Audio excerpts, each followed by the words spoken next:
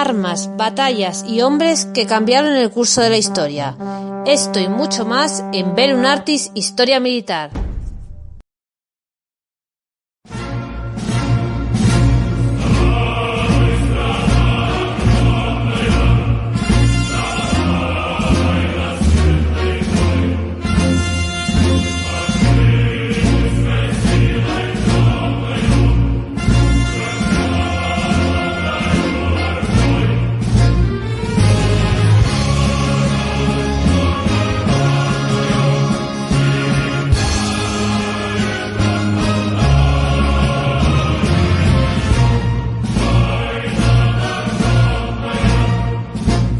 $13 millones de soldados dieron su vida para derrotar a la Alemania del Tercer Reich.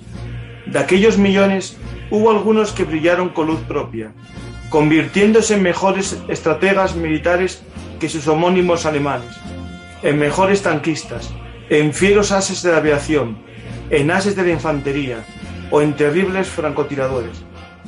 Todos ellos se ganaron el apodo de héroes de la madre patria, aquellos que la defendieron, defensores de la madre patria. Esta es la historia de alguno de ellos.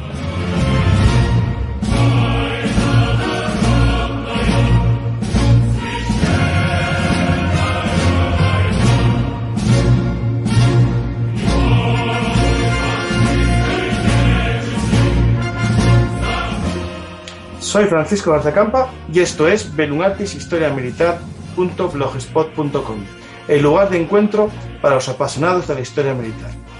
Hoy viajamos en el tiempo a la Segunda Guerra Mundial para conocer a los defensores de la madre patria, los soldados del Ejército Rojo que fueron condecorados con la máxima condecoración de la Unión Soviética. Para este viaje contamos con la ayuda de nuestro amigo José Antonio Márquez Periano.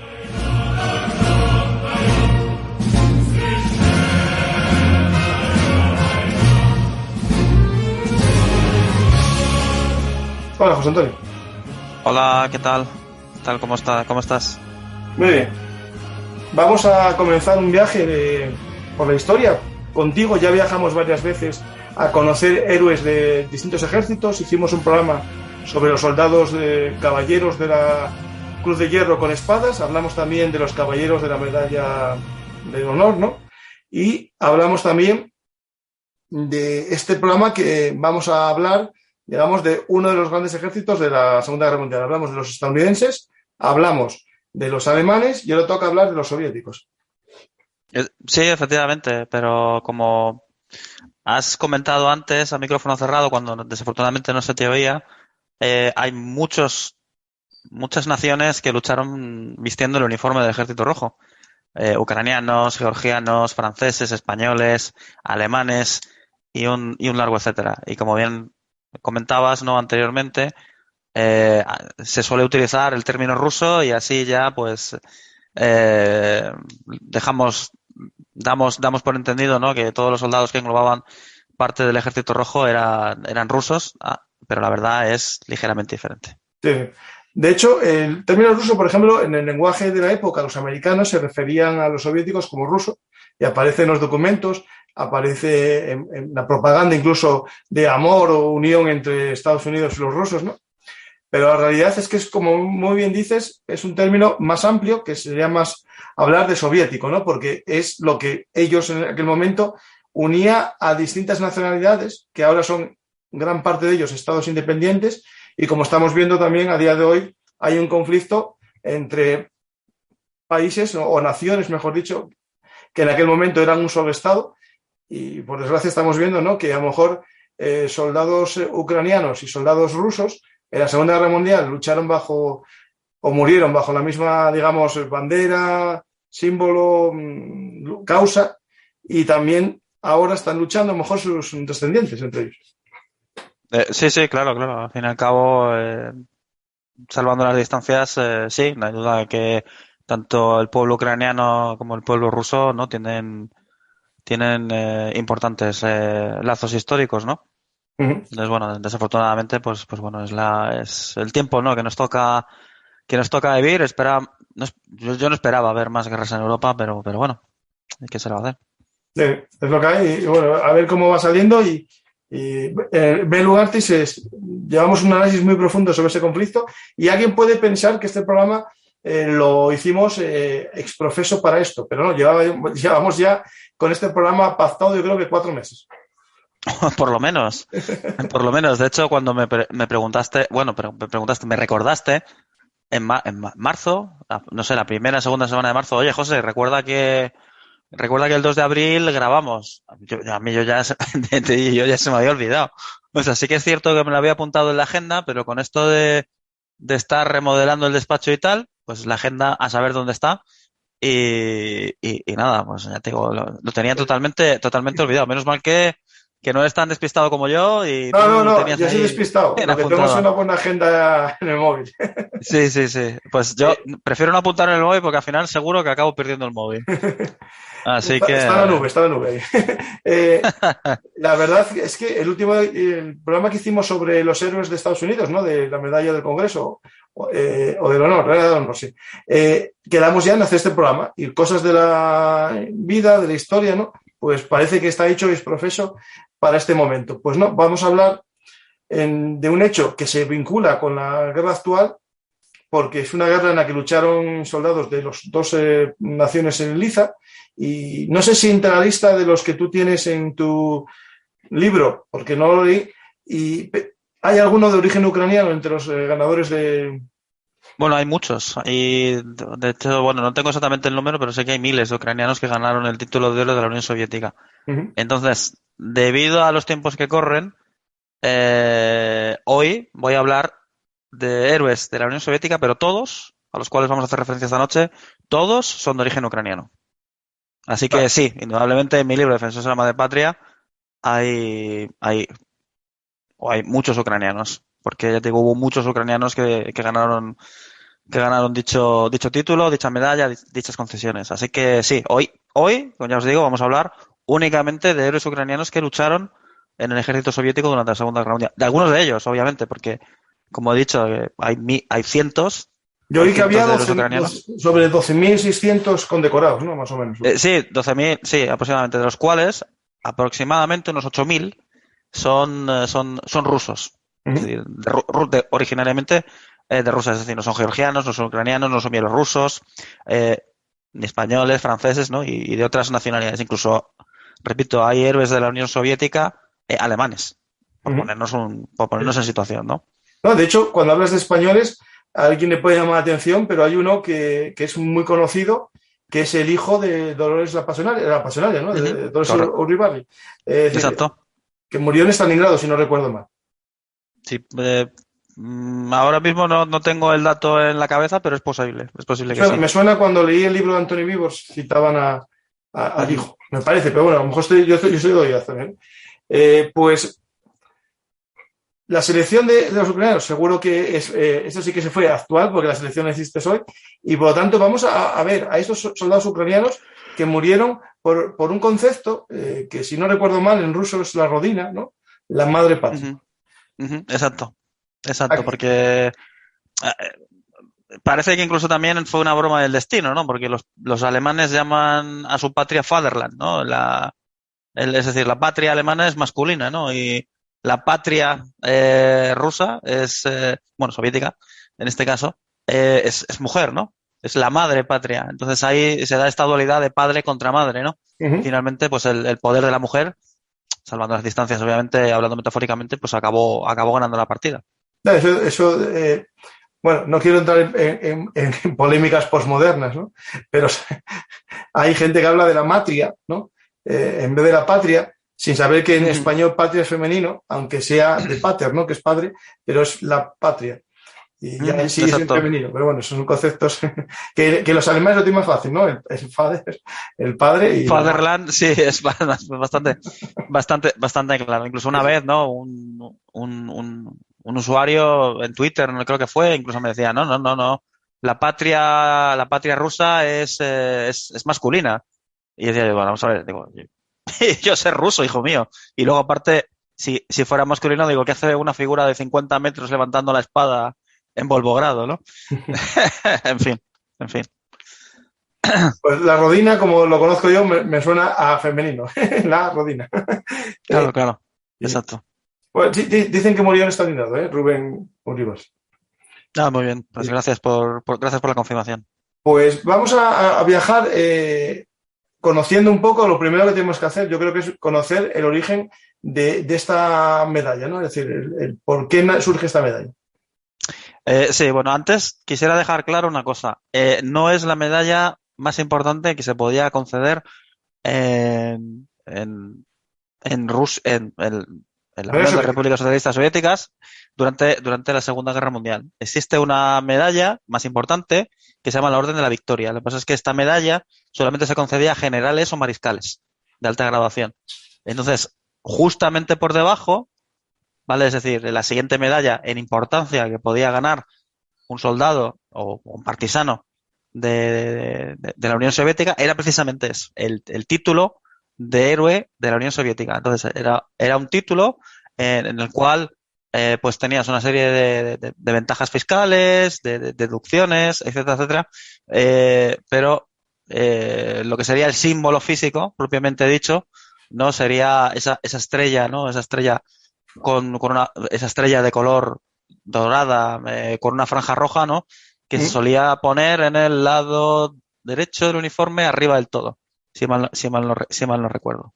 ¿No? Entonces veréis que en algunas ocasiones, ¿no? Pues hay incluso héroes de la Unión Soviética que conseguían este título en 2 o en más ocasiones. Entonces, bueno, es un título que se instauró en 1933 porque anteriormente, en 1930, la medalla de más alta graduación que podían conseguir los soldados de la Unión Soviética, los soldados del Ejército Rojo, era la Orden de Lenin. Entonces, durante un tiempo existe esa dualidad entre la Orden de Lenin y héroe de la Unión Soviética. Entonces, era un título, vamos a decirlo así, no tenía condecoración propiamente dicha.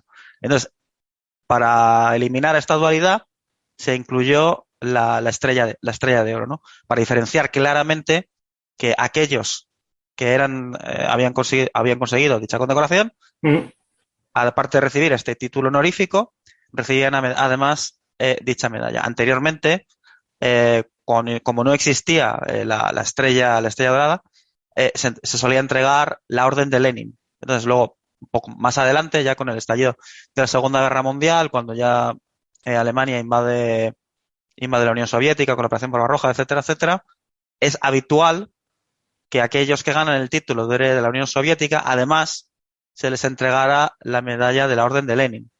Por lo cual, vemos que incluso a pesar de que se ha creado una medalla para diferenciarla de la Orden de Lenin, las dos condecoraciones casi seguían cogidas de la mano, ¿no? Lo cual, sí. Porque yo pensé que incluso era una graduación dentro de la medalla. Claro, eso es. Y no es así. Y bueno, y otro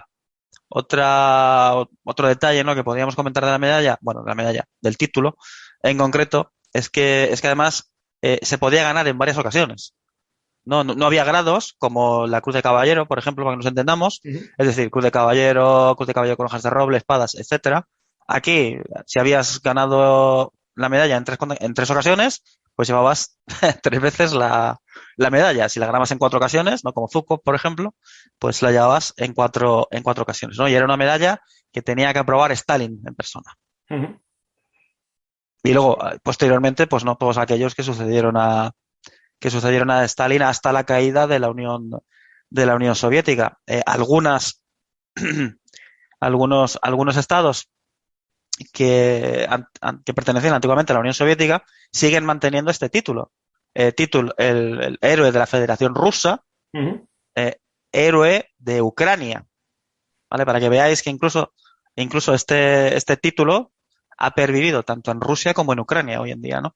Y hoy en día, pues por los motivos que ya todos conocemos, están apareciendo, desafortunadamente, pues más héroes de Rusia y más héroes de Ucrania, recibiendo las correspondientes condecoraciones por la guerra que ahora mismo está teniendo lugar. Sí, de hecho, hace poco vi una condecoración a unos soldados paracaidistas rusos con una de estas cruces. Sí. Además, hace poco, ayer o antes de ayer, creo que Zelensky además firmó la entrega de 100 medallas. De 100 medallas y hay algunas a título póstumo y y demás. Vamos, tengo la lista completa y bueno, es algo en lo que trabajaré en años posteriores. Pues hablando de este concepto de las medallas, algo que me llamó la atención, bueno, en la época de la Revolución Rusa, ¿no? Se había un poco quitado, justo en la Guerra Civil, ese momento posterior, se había quitado del Ejército Rojo el concepto de medallas, el concepto de galones y todo, pero después volvió con muchas ganas, es decir, este concepto, ¿no? Claro, es que ocurrió lo mismo, por ejemplo, en Estados Unidos, cuando se declaran independientes. Tras la Guerra de Independencia, los rusos, es decir, bueno, los comunistas y luego los norteamericanos, con Washington y toda esta gente, eliminan las medallas, eliminan las condecoraciones militares porque, por un lado, es como una especie de pervivencia del antiguo régimen y, por otro lado, los rusos lo veían como una continuación del ejército imperial ruso, ¿no? Entonces, en plan de no, vamos a ser todos iguales y con decoraciones de ningún tipo. ¿Qué es lo que pasa? Pues que con la tradición que existe y luego además que el propio Ejército Rojo, ¿no? Ya sabemos, ¿no? Que incluso empieza a combatir luego contra el Ejército Blanco. Bueno, sería algo de explicar y tal, que no vamos a entrar en ese tipo de detalles. Entonces, es por eso que luego pues empiezan a surgir diferentes medallas en el Ejército Rojo para premiar el valor de los soldados. Porque al fin y al cabo, pues tienes que entregar este tipo de condecoraciones porque es algo que los soldados te van a acabar pidiendo. Estés en el ejército norteamericano después de haberte liberado de los británicos o después de haberte liberado del yugo del zar. O sea, es de cajón, ¿no? Al final, pues los dos países pues volvieron de nuevo a las andadas y volvieron a incluir medallas en sus correspondientes ejércitos. La primera medalla, por ejemplo, que fue aprobada en el ejército Rojo fue la bandera roja. La bandera roja, por ejemplo, que es la más antigua, luego posteriormente se incluiría la Orden de Lenin y luego el título de la Unión Soviética. Y entre medias, la Cruz de la Victoria, no, la Cruz de la Victoria, no, la Estrella de la Victoria, que es la medalla de mayor importancia. Que recordemos, que tiene como diamantes y todo alrededor. Exacto, esa misma. Esa misma, que es bastante grande y bueno, te conviertes casi en una leyenda viviente, ¿no? Dentro del ejército soviético. Pues en el ejército soviético hay gente con medallas y en Bellum Artis Historia Militar también tenemos una serie de rangos, ¿no? Y justo uno de los seguidores, Andrés Felipe Díaz Lesmes, acaba de ascender ahora mismo en directo al grado de centurión. Es con la suscripción de YouTube. Lo digo por si acaso alguien quiere también ascender, tiene esa opción.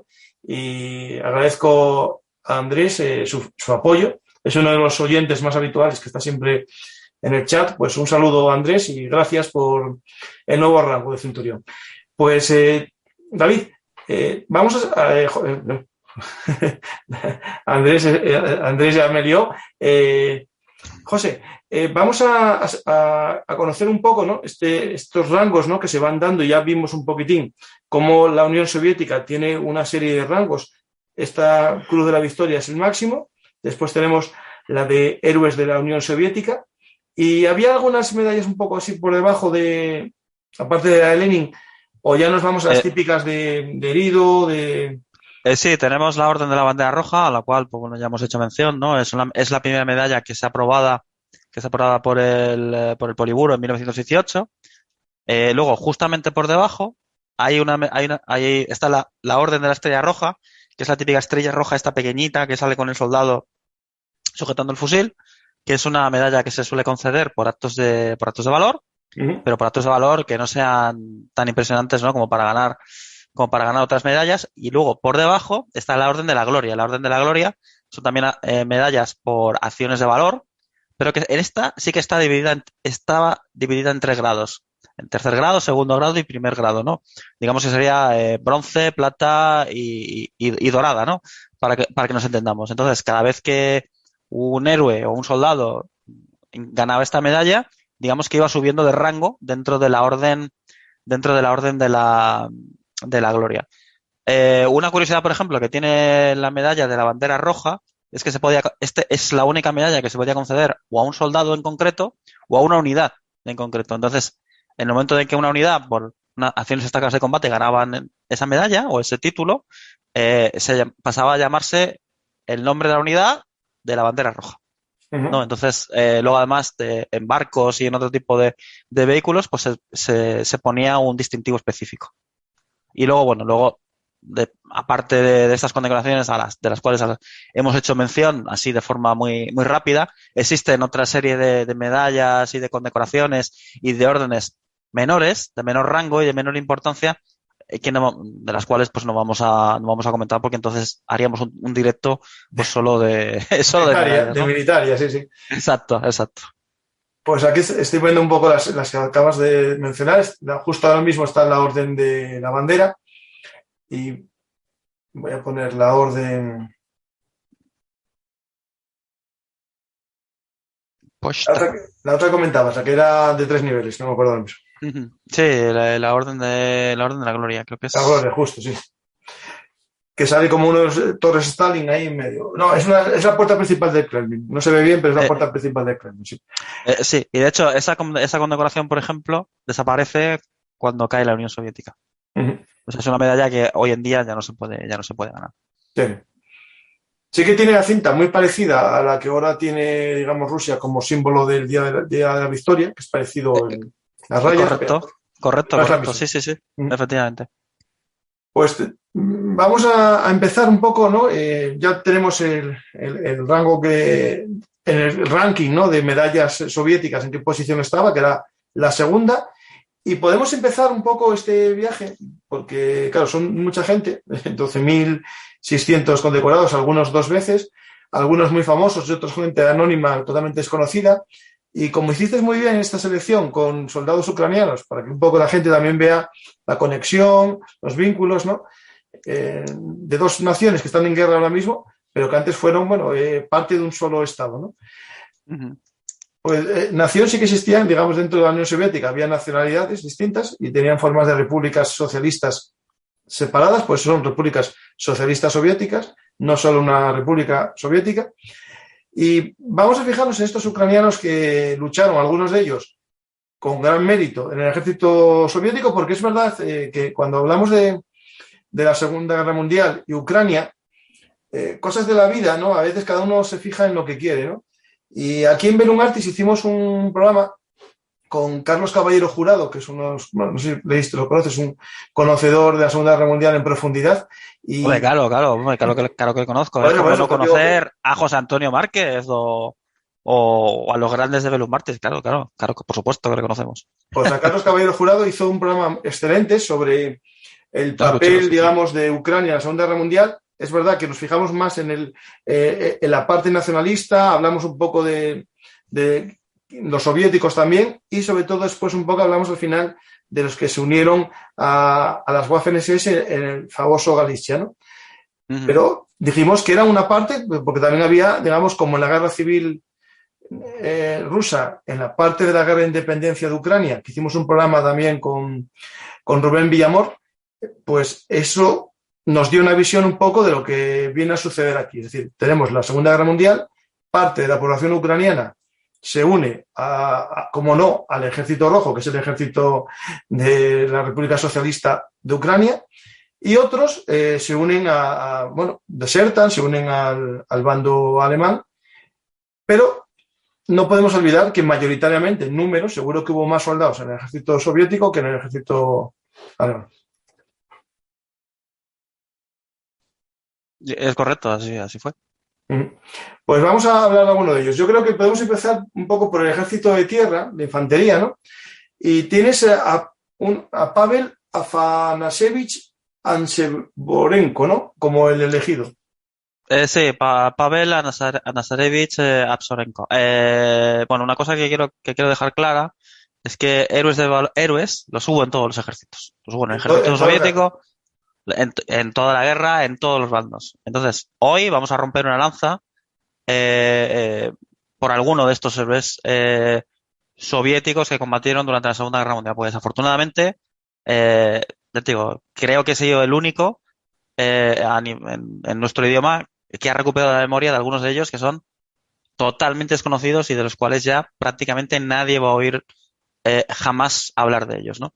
quitando, obviamente, algunas excepciones, ¿no? Como Larinenko, por ejemplo, que es muy conocido por ser tanquista, porque por ser el mejor tanquista soviético de la Segunda Guerra Mundial, a lo mejor algún piloto de combate, a Zhukov, ¿no? Que nos suena, algún general, algún mariscal, y ya está. Y ya está, ¿no? Pero hubo mucha más gente que realizó acciones de combate y que realizó actos heroicos, ¿no? Entonces, vamos a hablar, pues por ejemplo, de Pavel. Pues bueno, Pavel es un soldado más que dieron su vida tratando de expulsar al invasor nazi de la Unión Soviética. Pavel nació en 1925 en Poltava, es decir, en Ucrania. Es decir, Pavel es ucraniano, pero por, por ciertos temas que ya conocemos, hubo una gran hambruna en Ucrania y muchos niños quedaron huérfanos. Pavel es uno de ellos. Entonces, Pavel es criado en un orfanato del Estado soviético, entiéndase. Entonces, allí, todos estos niños huérfanos reciben adoctrinamiento político desde pequeños. Entonces, están ahí todas las mañanas cantando, leyendo diferentes panfletos sobre el partido soviético, etcétera, etcétera. Entonces, en 1941 se piden voluntarios porque el invasor alemán ha iniciado la operación Barbarroja. Y Pavel no tiene ese odio que tienen muchos ucranianos a Rusia, es decir, a la Unión Soviética, porque él ha crecido mamando de la Unión Soviética desde muy pequeño. Entonces, Pavel se une como un entusiasta más, tal y como lo hacen muchos ucranianos. Esto no hay que olvidarlo, ¿no? Entonces, se une al ejército de tierra, es decir, a la infantería propiamente dicha, ¿no? Después de haber pasado por esta granja escuela que ya, bueno, a la cual ya he hecho mención, ¿no? Entonces, bueno, no vamos a entrar en detalles sobre su carrera militar. Lo que sí os puedo comentar es que forma parte de una división de infantería que forma parte del Tercer Ejército Báltico. Es decir, participa en primera línea de combate, por así decirlo. Entonces, Pavel combate desde 1941 hasta agosto de 1944. El 20 de agosto de 1944, él va con varios de sus compañeros a tomar una posición. En esa posición, desafortunadamente, pues descubre que hay una gran cantidad de alemanes y entonces se ven forzados a retirarse. Recordemos, ¿no? Pavel es soldado de infantería junto con sus compañeros. Entonces, seguramente pues iban de avanzadilla o estaban realizando labores de reconocimiento, etcétera, etcétera. Entonces, Pavel empieza a combatir junto con el resto de sus compañeros, consigue abatir a 8 soldados alemanes, y entonces llega un momento en el que están en una situación muy comprometida y una gran cantidad de soldados alemanes empieza a rodear a su pelotón. Entonces, en estos vaivenes del combate, pues Pavel resulta herido con un impacto de bala en el abdomen. Entonces, Pavel pide toda la munición que sus compañeros le puedan ceder, porque él decide quedarse a combatir para dar la posibilidad a sus compañeros para que puedan huir. Entonces, Pavel mantiene la posición, dispara dejando un pequeño corredor para que sus compañeros escapen, salvando así la vida. Esto es importante mencionarlo. Cuando Pavel se queda sin munición, los alemanes van a capturarle. Y justamente cuando van a capturarle, pues Pavel se inmola con una granada. Sí. Bueno, entonces, por esta acción de combate, de esta forma tan valiente, tan heroica, porque al fin y al cabo lo que hace es sacrificar su vida para poder salvar a sus compañeros, el 24 de marzo de 1945, Stalin le nombra héroe de la Unión Soviética. Bueno, una pregunta que hago así sobreviendo su muerte, ¿no? ¿Existe algún, digamos, ¿cómo se puede decir? ¿Algún requisito para la medalla? Es decir, que haya salvado a un compañero, que haya hecho algo más por encima del honor, del valor, que haya, no sé, puesto su vida en peligro para salvar a un compañero. Es decir, esos son los...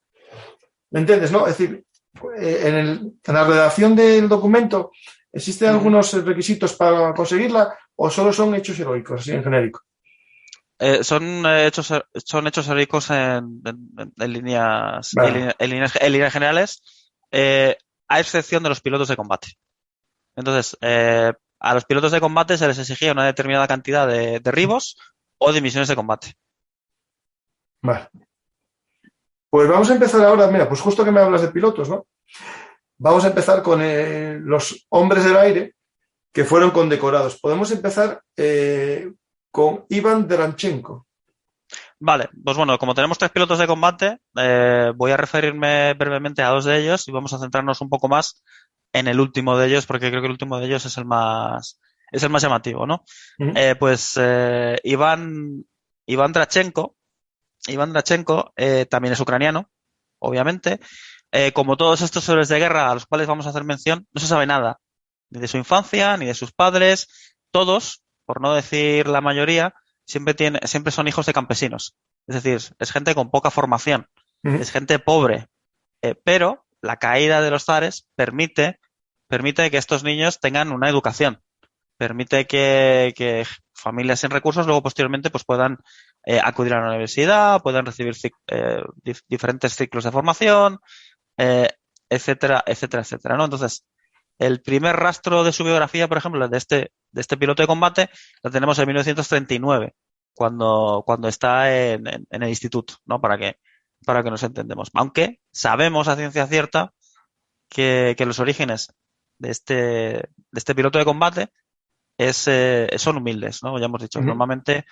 normalmente todos estos héroes soviéticos siempre van a ser de extracción humilde, salvo raras excepciones, ¿no? Se une a la Fuerza Aérea en abril del 41, supera el curso para convertirse en piloto. En el 43 es ascendido al Alférez, tiene diferentes operaciones de combate, pero aunque las crónicas nos dicen que es un piloto de combate, no lo es. Es un piloto de Sturmovik, es decir, de ataque a tierra, sí. De ataque a tierra, eso es.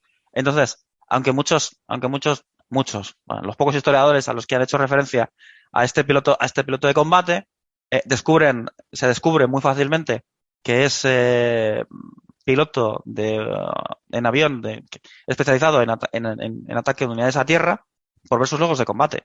Porque, por ejemplo, él participa en la batalla de Kursk, tiene 21 salidas de combate y en esa destruye 3 tanques, 20 camiones, 4 cañones antiaéreos, todo tipo de munición y una compañía entera de soldados.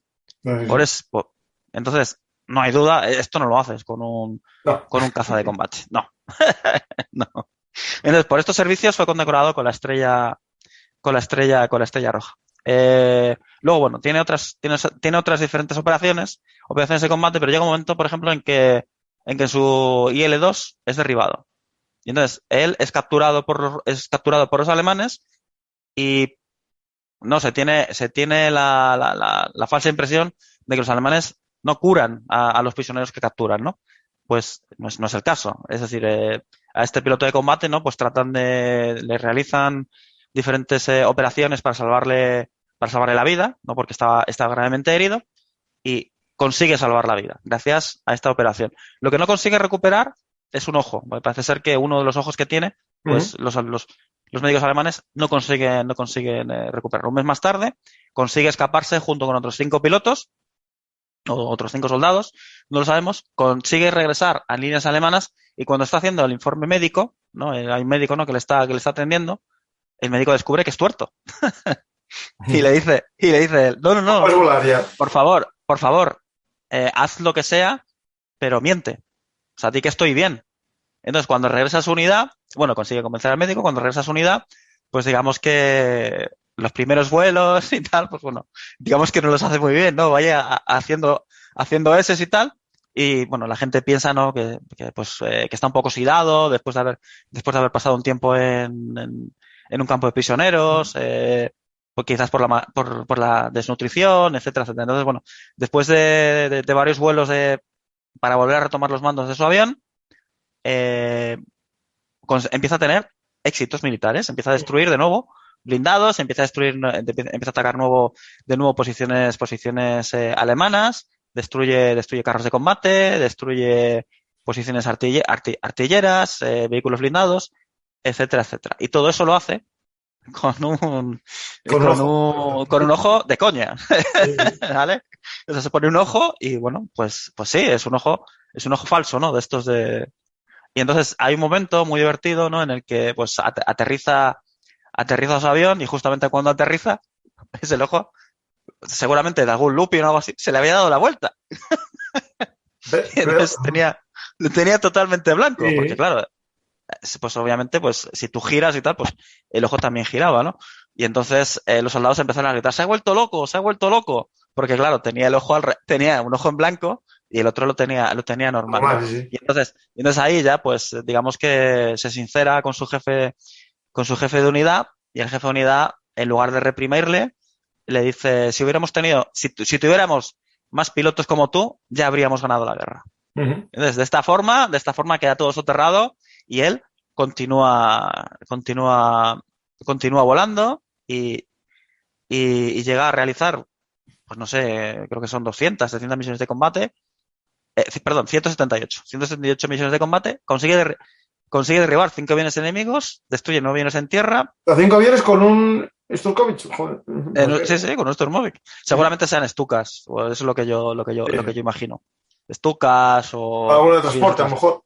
Aviones de transporte, eso es. Luego también piensa que, por ejemplo, porque los soviéticos tenían una forma peculiar de contar los derribos, ¿no? Hay más aviones rusos que alemanes en el frente oriental. Entonces, los pilotos soviéticos quieren conseguir victorias. Entonces, hay veces que a un piloto alemán le derriban 5 tíos atacándole, o 3, o 4. Y se reparte. Eso es. Es decir, si sois 3 pilotos y los 3 pilotos atacando a un tipo le derribáis, el derribo cuenta para los 3 pilotos de combate. Uh-huh. ¿Vale? Entonces, digamos que es un poco hacer trampas, ¿no? Por decirlo de esa manera. Pero bueno, eso que comentas, en un programa que hicimos sobre las guerras, bueno, Hernán Cortés, en la conquista de México, los guerreros ascendían por capturas y por matanza de enemigos. Y también valía compartir, con que se repartía. Bueno, pues esto lo que hace al final es aumentar el número de victorias y por lo tanto hacer que los pilotos ganen más condecoraciones. Lo cual pues hace que los pilotos estén interesados en combatir juntos, ¿sabes? Si no, pues habría este pique, por ejemplo, que tenían algunos pilotos alemanes, ¿no? En plan de yo voy a conseguir más derribos que tú. Aquí pues se fomentaba todo lo contrario, no se fomentaba el individualismo, sino que se fomentaba la colectividad, ¿no? Algo que dentro del Ejército Rojo pues nos puede parecer bastante comprensible, ¿no? Luego, bueno, este piloto posteriormente forma parte de la Fuerza Aérea y bueno, pues llegó a ser condecorado con el título de la Unión Soviética, 2 órdenes de la Guerra Patriótica de primera clase, la Orden de la Estrella Roja y la Orden de Gloria de primera, segunda y tercera clase. Murió en 1994. Bueno, hay 2 cosas que, cuando hablas de la competitividad por las medallas y tal, eso, Stalin tenía una cosa que era el stajovismo, eran premios al currante del año, y había competiciones, quién sacaba más carbón, quién hacía todo, quién sacaba más hierro con las manos de la forja. Es decir, el stajovismo también se pudo llevar aquí una competición, ¿no? No en sí por el dinero, sino por las medallas y el valor dentro de la fábrica, ¿no? Un seguidor dice una cosa que a lo mejor es cierto, que los derribos han sido aviones en el aeropuerto, en un aeropuerto. En tierra. A tierra no, porque piensa que en su listado de victorias, por decirlo de alguna manera, incluye que derribó 5 aviones y luego destruyó 9 aviones en tierra. Vale, si hubiera destruido esos 5 aviones en tierra, no serían 9 sino 13. No, tienes razón, sí. No estuvimos atentos ni él ni yo. Bueno, por ejemplo, los americanos contaban como derribos aviones destruidos en tierra. Por ejemplo, entonces para ser un as, si destruías 5 aviones en tierra, pasabas a ser considerado un as dentro del ejército norteamericano, ¿no? Lo cual pues también pues nos puede llamar la atención. Pues seguimos con Peter Jakubowski. Sí. Jakubowski, sí, está bien. Jakubowski, que es una mala interpretación de su nombre, porque en realidad se llama Peter Grigorievich. Entonces, para que os fijéis que incluso yo, antes de saber ruso, también cometía errores en mi obra, que no deja de ser irónico, ¿no? Pues efectivamente, Peter es otro ucraniano que lucha con los soviéticos en el Ejército Rojo. Además, si no estaríamos hablando de él, se hizo merecedor también del título de héroe de la Unión Soviética. Nace en 1923 en la ciudad ucraniana de Kherson. De nuevo, en una familia muy pobre, porque era hijo de un peón de fábrica.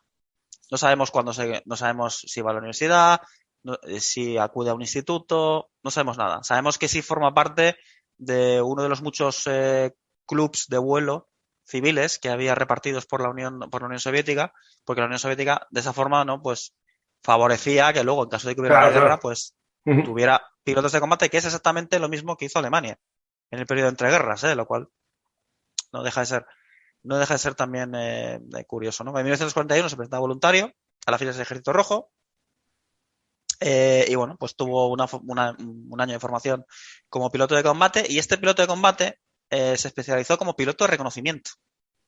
Entonces, a veces, ¿no? Olvidamos, ¿no? que la labor de estos pilotos de combate era vital, porque en la Primera Guerra Mundial ya se vio que las unidades de reconocimiento de esa época, la caballería, resulta prácticamente inútil con la guerra de trincheras. Entonces, esa labor de reconocimiento pasa a ser una labor aérea. Claro.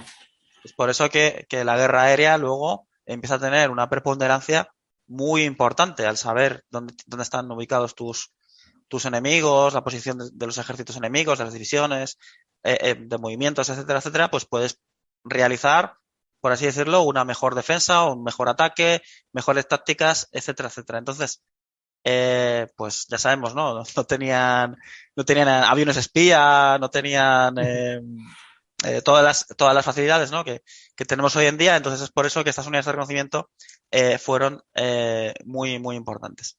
Y este piloto de combate se especializó precisamente en eso, en avión de reconocimiento, en diferentes misiones de reconocimiento. En estas misiones, pues siempre consiguió información de gran relevancia para que el Ejército Rojo tuviera diferentes ventajas tácticas en según qué lugares, ¿no?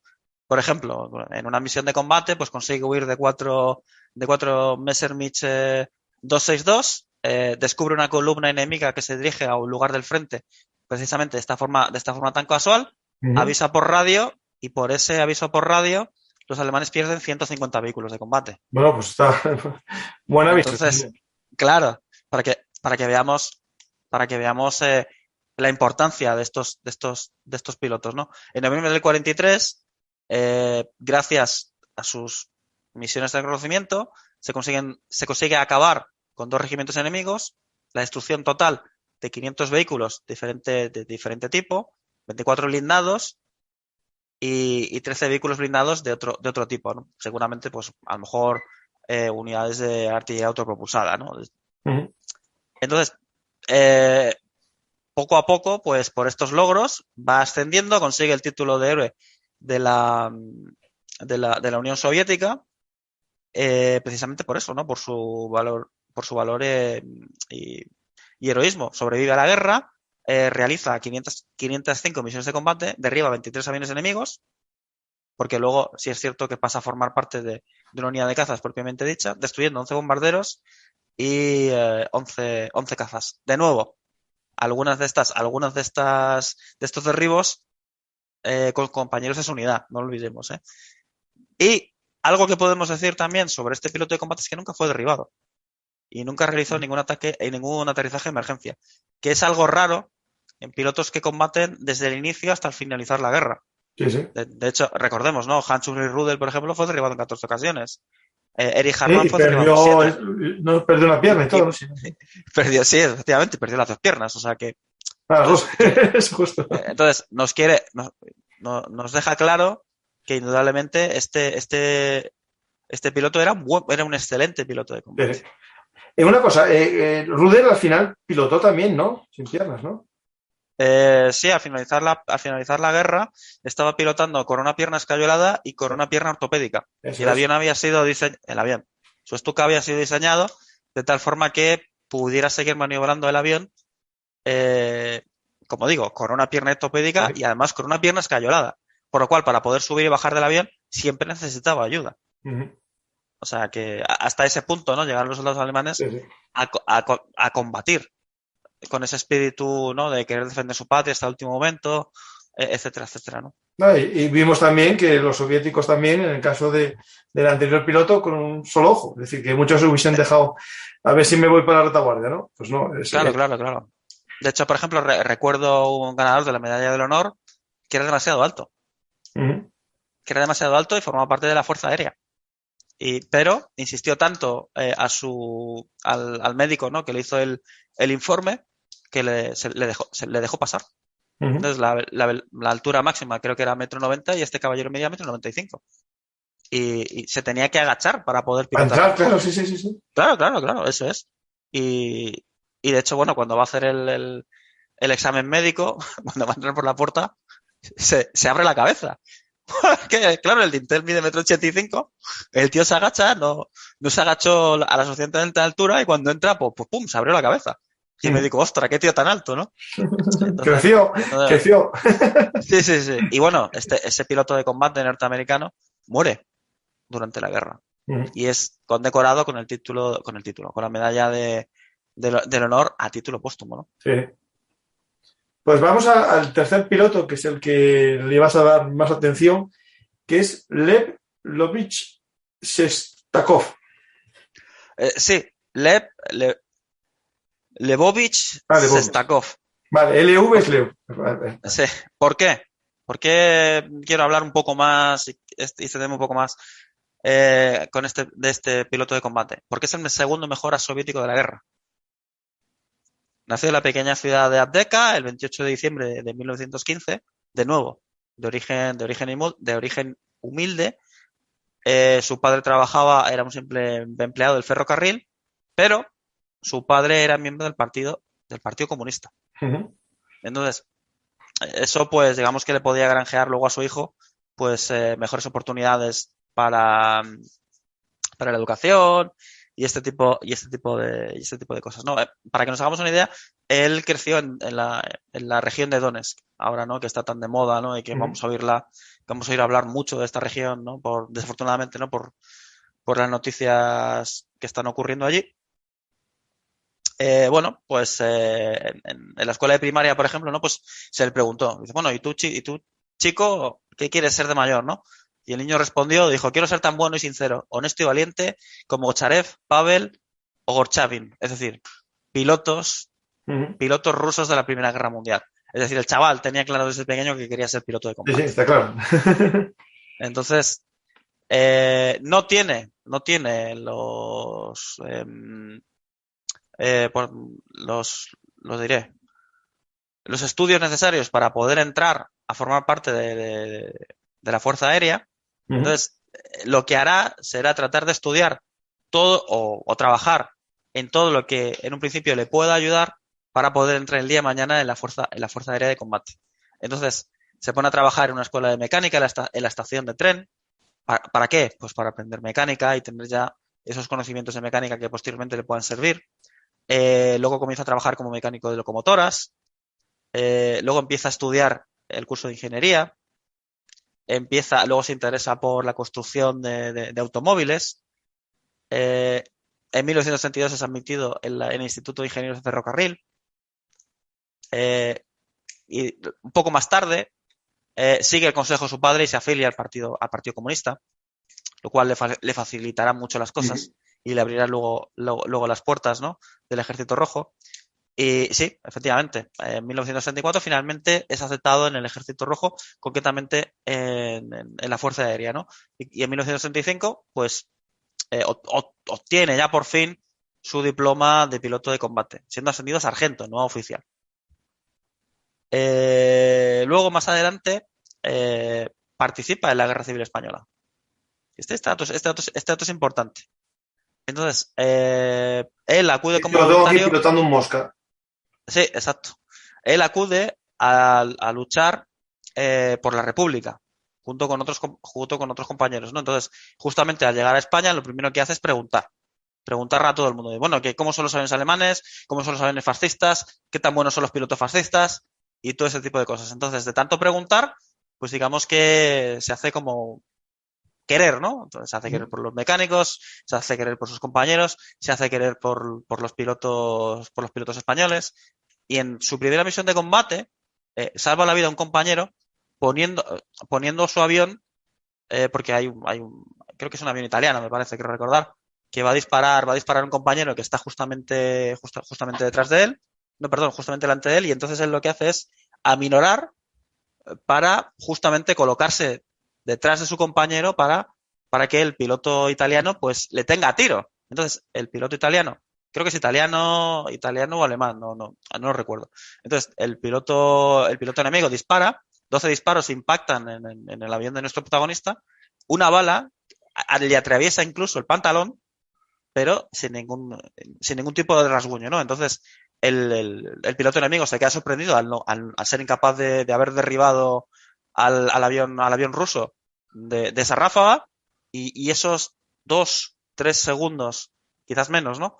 De incertidumbre del piloto, de no saber qué ha pasado, fue suficiente para que nuestro protagonista, como digo, hiciera una rápida pasada y matara al piloto enemigo con una ráfaga de disparos, ¿no? Que entraron en la cabina del piloto. Entonces, bueno, este tipo de situaciones en las que él se pone delante de otro avión que va a disparar contra otro compañero, esto lo realiza en al menos 3 ocasiones de las que tengamos constancia durante la Guerra Civil Española.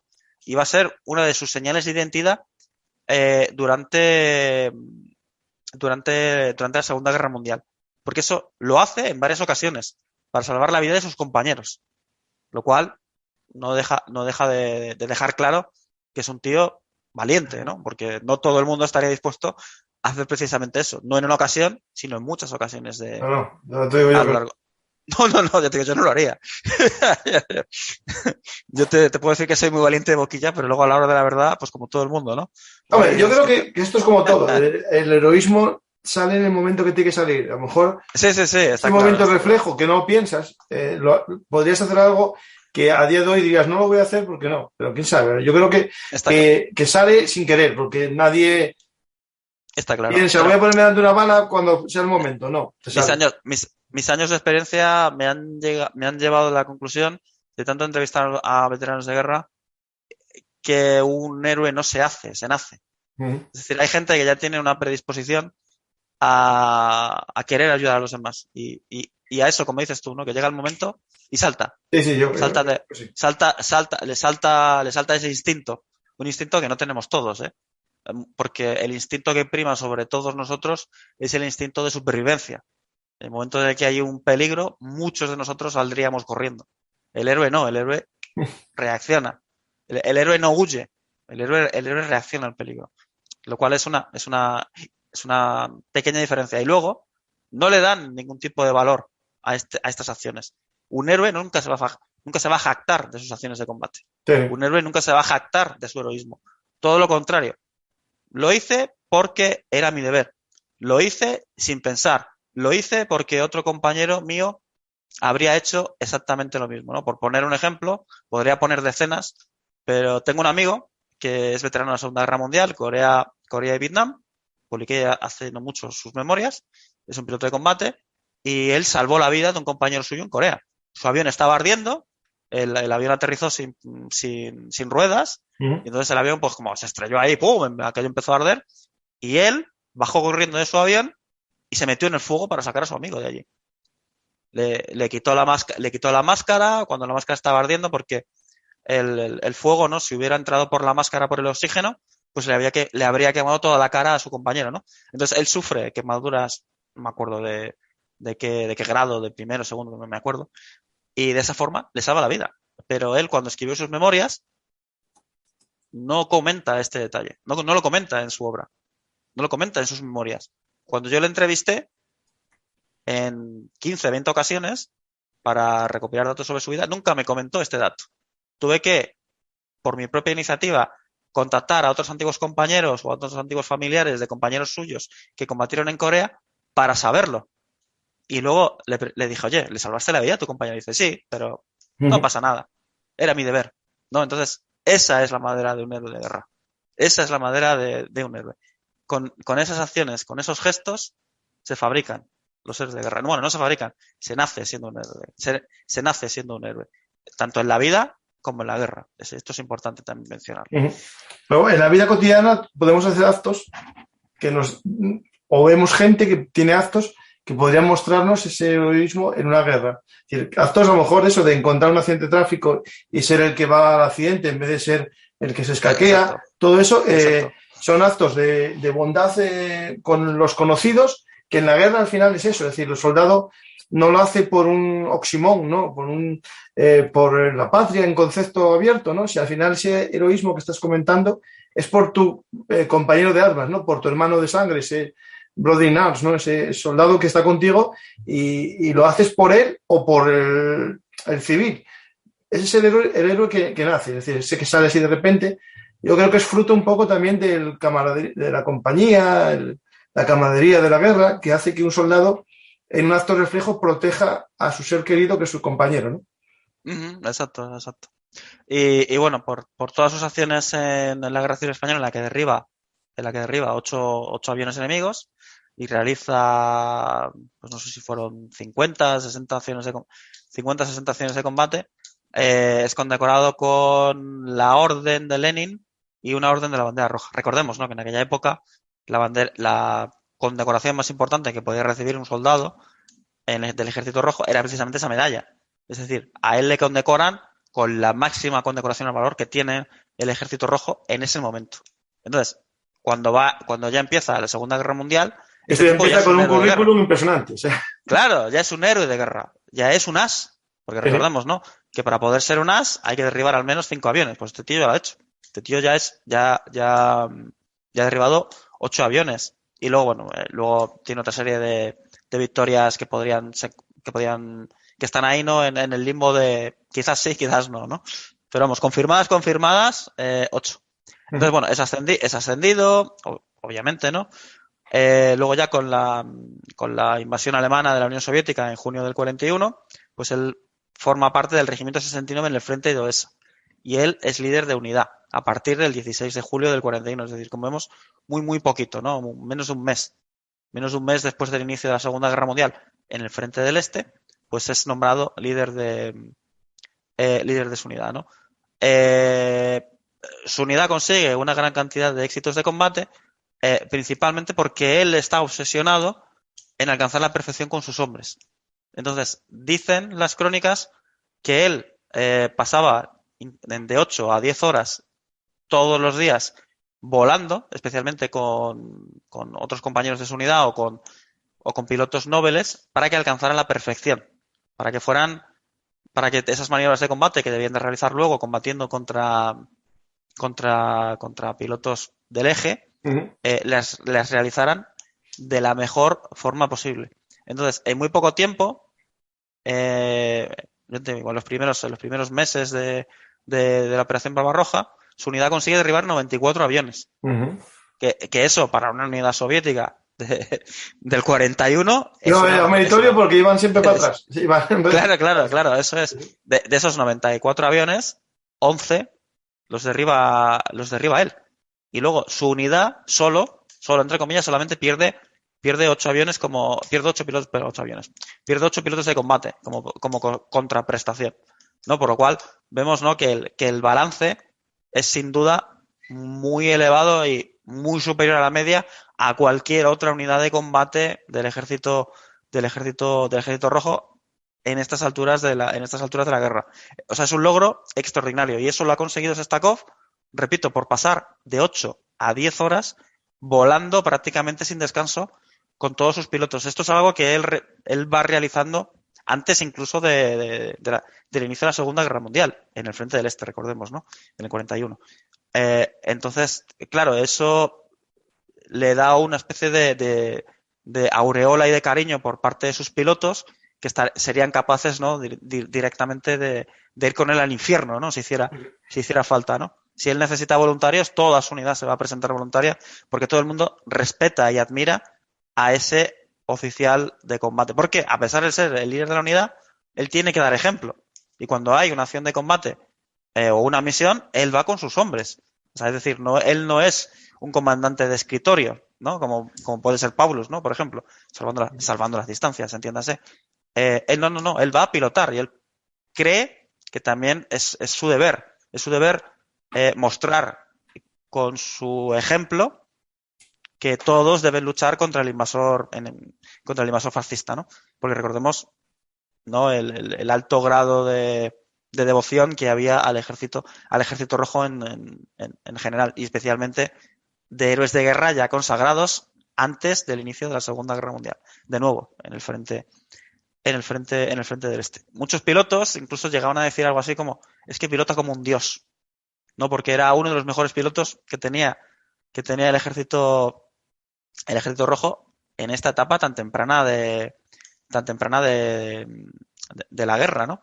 Hay ocasiones en las que su unidad se encuentra siempre, no sé muy bien por qué, en inferioridad numérica contra pilotos alemanes, y a pesar de eso nunca rehuyen el combate, ¿no? Porque era muy habitual, por ejemplo, que cuando las unidades soviéticas veían que había superioridad aérea alemana, las unidades se retiraban porque tenían miedo de los pilotos alemanes. Su unidad nunca rehuía el combate, o al menos eso es lo que nos dicen las crónicas, ¿no? Mira, cuando hablaste esto del jefe, ¿no? Del jefe de equipo, el líder, el oficial, que predica con el ejemplo, me vino a la cabeza justo el libro Cayo Mario, mi libro, y lo busqué. Y voy a leerlo porque es parecido a lo que... Tengo otra parte que habla un poco más del liderazgo, pero mira lo que viene a decir aquí. Esto lo dice Plutarco, ¿no? En el año... Hablando de un soldado del año 100 a.C. Con aventajarse a sus iguales en el consejo y la previsión de lo que convenía, y con igualarse a los soldados en la sobriedad y el sufrimiento, se ganó enteramente su amor y benevolencia, porque en general parece que le da consuelo al que tiene que trabajar que haya quien voluntariamente trabajase con él, pues con esto parece como que a él también se le quita la necesidad. Es decir, un poco el soldado el jefe que lucha con los soldados tropa, ¿no? Anima, levanta la moral porque comparten el mismo sufrimiento los dos. Es decir, este hombre tenía la misma posibilidad de morir que ellos, porque luchaban juntos. Uh-huh. Pues bueno, este extraordinario piloto de combate consigue el título de la Unión Soviética por sus acciones de combate, consigue la Orden de Lenin, una nueva más, además de 3 órdenes de la bandera roja. Luego, la propaganda soviética, esto es muy gracioso, llega incluso a indicar que derriba un tal Kurt Renner en un Stuka, que es el mayor piloto de la Alemania nazi, el más condecorado, que fue condecorado con la Cruz de Caballero con hojas de roble, espadas, diamantes y hojas doradas durante la guerra. Claro, obviamente esto es pura propaganda, ¿no? El tal Kurt Renner nunca existió, porque ya sabemos que esa condecoración solamente la consiguió Hans Ulrich Rudel durante la Segunda Guerra Mundial, ¿no? Al cual, pues, como ya sabéis, ya hemos hecho antes mención. Aunque sí es cierto que el supuesto avión que el Tar Renner utilizaba, las marcas, ¿no? del fuselaje a las cuales hace mención la propaganda soviética son muy parecidas a las del avión de Rudel, por lo cual es probable que quizás incluso la noticia tenga algo de veracidad, en el sentido de que los pilotos, ¿no? coincidieran quizás en alguna acción de combate y quizás nuestro protagonista derribara realmente a Rudel. Rudel fue derribado en 14 ocasiones. Entonces, Sí, ¿por qué ahora, no?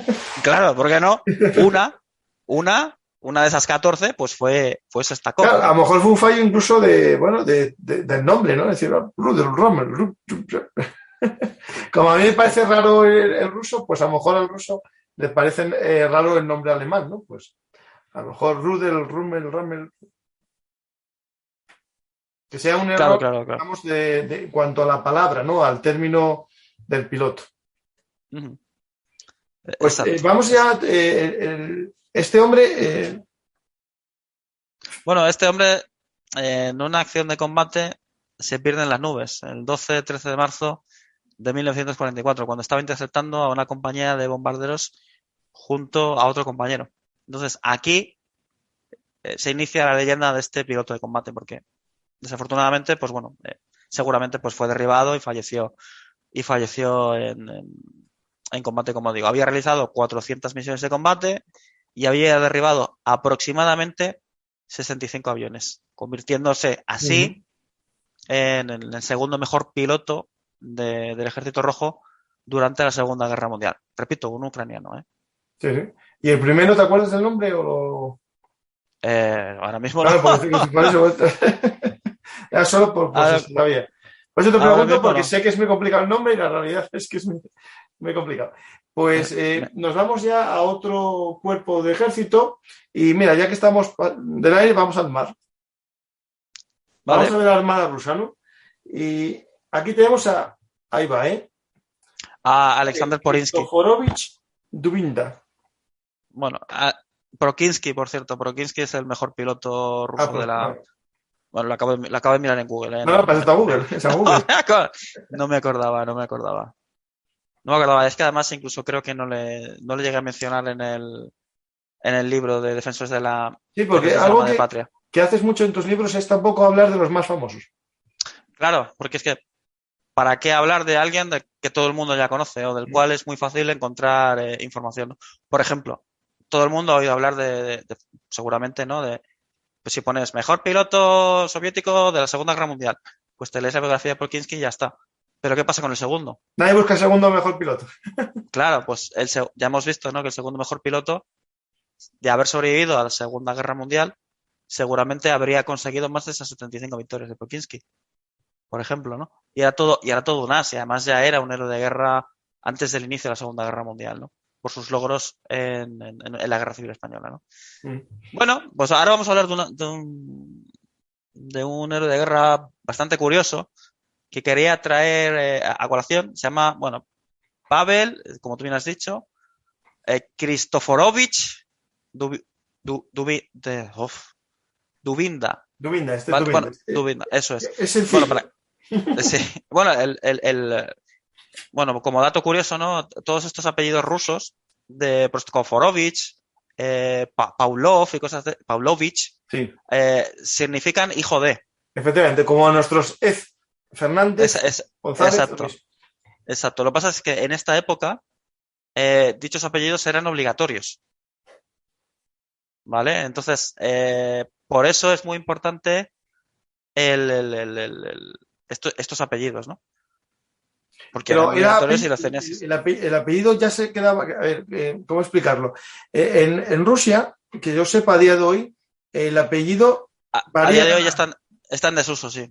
Sí, porque A día varía. de Es hoy, decir, ahora ya hay uno más permanente, pero esto en la Edad Media española pasaba. Es decir, el Fernández, cuando su padre se llamaba Rodrigo, era Rodrigo Fernández por ser el abuelo. O sea, era un poco. Iba cambiando de padre a hijo. Es decir, el hijo ya no iba a tener el mismo apellido que el nieto, porque iba a cambiar sucesivamente hasta que se quedó fosilizado un apellido, el hijo de Fernández, ¿no? Y todos los demás ya irían con exacto, eso, aunque el padre fuese Luis Fernández.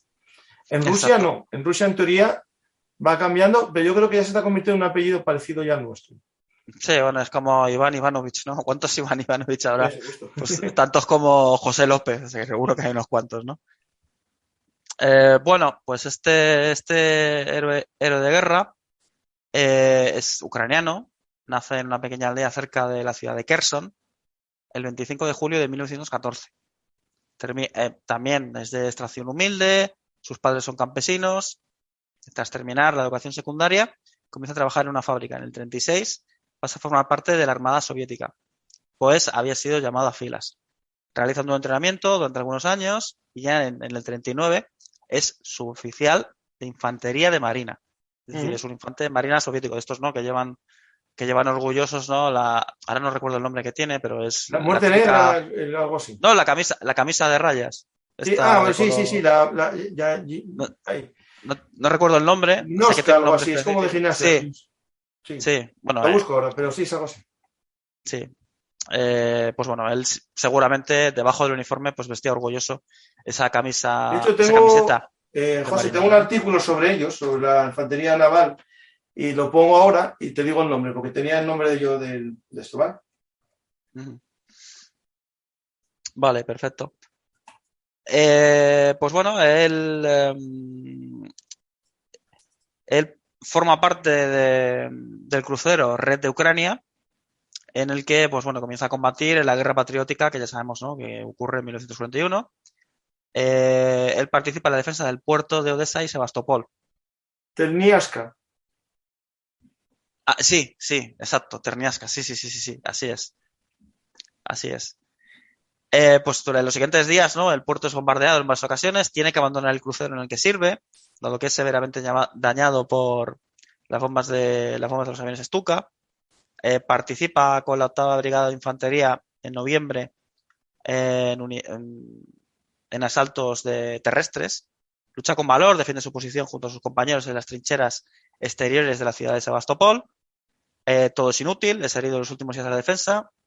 La mayoría de sus compañeros resultan heridos o muertos y él cae prisionero, aunque bueno, acaba estando convaleciente en un hospital. De nuevo, no vemos, ¿no?, ese mito falso de que los alemanes no atendían las heridas de los soldados rusos. Bueno, pues de nuevo aquí vemos otro ejemplo. No es cierto. Siempre que existía la posibilidad de poder atender médicamente a estos heridos, eran atendidos. Después de su captura, estuvo en diferentes campos de concentración, trató de huir en varias ocasiones, pero siempre fue capturado. ¿Por qué trató de huir en varias ocasiones? Porque es su misión, su obligación. Porque es su obligación, porque recordemos, ¿no?, los soldados soviéticos son educados, entre comillas, para continuar la guerra en todo momento. Entonces, es su obligación regresar a líneas soviéticas para continuar la lucha, porque si no, eso te puede ser considerado un traidor, ¿no? Lo cual veremos que esto juega un importante papel en su vida. Tras intentar huir, bueno, pasa varios años prisionero, por fin consigue huir a líneas soviéticas en marzo del 44. Es decir, está prisionero pues casi 3 años. Tras regresar al Ejército Rojo, es interrogado, no de muy buenas formas, por el NKVD. Y es enviado a primera línea de combate y forma parte de un regimiento de fusileros de la Guardia. Bueno, para que nos entendamos, va a un batallón de castigo. O sea, lo utilizan como carne de cañón, porque el NKVD no se fía de él. Todos aquellos que caen prisioneros del ejército alemán son considerados traidores. No, y sobre todo los que vuelven, claro. Claro. Entonces, tiene que probar a sus compañeros, tiene que probar a la policía secreta que la tiene detrás, en la nuca, ¿vale? Que no es un desertor, que no es un cobarde. Entonces, si cualquiera tiene el mínimo atisbo de esto mismo, va a acabar fusilado. O sea, hasta ese punto, ¿no? Tenían aquellos que conseguían escapar del campo de prisioneros, tenían que tener cuidado cuando regresaban a líneas soviéticas. El 7 de agosto del 44, en uno de los pueblos de Polonia en los que su unidad está luchando, Pavel, que por cierto había sido degradado, cuando regresa, no le mantienen el rango, sino, tú regresas, eres un traidor, va, soldado raso, va, toma un fusil y a la unidad de castigo. Cargó contra una trinchera enemiga él solo. Consigue eliminar a 7 soldados alemanes, rompe la línea defensiva alemana, ¿no? Por esa acción de combate, su unidad pues consigue tomar ese pequeño sector del frente. Entonces, gracias a esta acción de combate, consigue ser condecorado con la Orden de la Gloria de tercer grado, el 5 de septiembre del 44. Pero el NKVD sigue ahí, en plan de, esto lo has hecho para salvar el pellejo. Para disimular. Seguro, claro, para disimular, seguro que realmente eres un espía. Porque muy seguramente, aunque bueno, las crónicas no lo comentan, pero muy seguramente tendría más de otra visita del NKVD, ¿no?, que seguía de cerca los movimientos de todos los soldados de estas unidades, ¿no? Durante la batalla por la estación de tren de una ciudad polaca, el 20 de agosto del 44, su unidad se lanza contra el enemigo para tomar la posición, ¿no? En este caso, pues una estación de tren. Durante el transcurso del combate, el comandante de su unidad es herido de gravedad. Entonces, él decide tomar el mando de la unidad a pesar de que está herido, dado que por la acción anterior de combate había sido ascendido a sargento. A pesar de sus heridas, continúa liderando el combate y realiza un nuevo asalto suicida. Él, junto con los hombres que también tienen que probar que no son traidores, Entonces, bueno, digamos, ¿no? Aquí que se ven un poco como forzados, ¿no? En plan de, bueno, tenemos que hacer un asalto suicida, pues venga, vamos a hacerlo. Ellos De abrió. nuevo, claro, se mete ahí en las trincheras alemanas, empieza ahí un duro enfrentamiento cuerpo a cuerpo, en el que, dicen las crónicas, que consigue acabar él solo con 10 soldados enemigos. Y obviamente sus hombres pues matan a más soldados, etcétera, etcétera. Por esto consigue la Orden de Gloria de segunda clase y además es ascendido un mes más tarde, quiero recordar, a sargento primero. En octubre del 44 se inicia la batalla por otro control de otro pueblo polaco, bueno, no, de Prusia Oriental. Y de nuevo, Pavel, ¿qué es lo que hace? Bueno, como esto de cargas suicidas parece ser que se le da muy bien, carga de nuevo contra trincheras enemigas. De nuevo, milagrosamente no resulta herido, consigue acabar con varios soldados y en esta ocasión acaba con un oficial de alta graduación. Las crónicas, perdón, acabar, no, lo captura, si mal no recuerdo. Por esta acción de combate es de nuevo condecorado, de nuevo con la Orden de la Gloria de primera clase. Esto ocurre en marzo del 45. Luego su unidad captura un pueblo, captura una compañía al completo, toman varias piezas de artillería al enemigo, toman diferentes puntos, ¿no? En el que las defensas alemanas siempre son superiores en número. Y entonces, bueno, con todas estas acciones llega un momento en el que tienen que defender una posición. Entonces, buscan la mejor posición posible, y empieza su unidad, empieza a ser bombardeada por artillería alemana. La unidad queda prácticamente diezmada y bueno, los alemanes lanzan una ofensiva con cientos de hombres, los soldados soviéticos, los pocos que quedan, empiezan a disparar, los soldados soviéticos empiezan a morir uno a uno, se quedan sin munición y ya no pueden hacer nada. Entonces, Pavel, ¿qué es lo que hace Pavel? Pues lo de siempre. Carga contra una posición alemana en la que dice, hostia, ahí hay una ametralladora, la necesito para defender mi posición.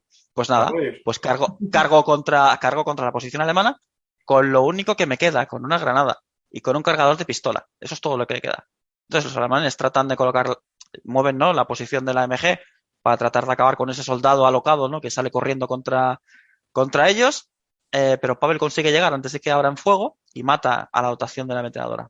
Entonces coge la ametralladora él solo, porque normalmente las MG pues sí que tenían a lo mejor una dotación de 2, 3 hombres, y bueno, pues la gira hacia la posición de los soldados alemanes. Comienza a abrir fuego, continúa disparando, consigue acabar con 40 soldados y 4 oficiales. La defensa ha sido un éxito. El NKVD dice, vale, este tío vale. Cierra el informe y lo guarda. Y finalmente, Pavel es nombrado héroe de la Unión Soviética el 29 de junio de 1945, con el sello. Claro, ya acaba la guerra y limpiado. Ya acaba la guerra de auténtico patriota, que quizás es el mayor logro que Pavel deseaba conseguir. Fue licenciado. Por lo menos que se olvidase, claro, a ver, esto hay que recordar que Stalin a los que se habían dejado capturar los tenía como traidores ya de per se. Y si se ganaban la huida y lograban huir, entraba en juego la posibilidad de que fuesen infiltrados que habían sido soltados por los alemanes. Y claro, es decir, no sé si era peor esa posibilidad o la otra, es decir, no sé cuál de las dos. Me imagino que si te soltaban el primer día había sospechas, pero claro, si estabas ya un año capturado, las sospechas se multiplicaban. Claro, exacto. Entonces ya hemos visto, ¿no?, que se obsesiona por limpiar su historial. Se obsesiona hasta tal punto de que realiza cargas contra posiciones enemigas prácticamente suicidas, ¿no? Y lo consigue. Es decir, lo consigue siempre.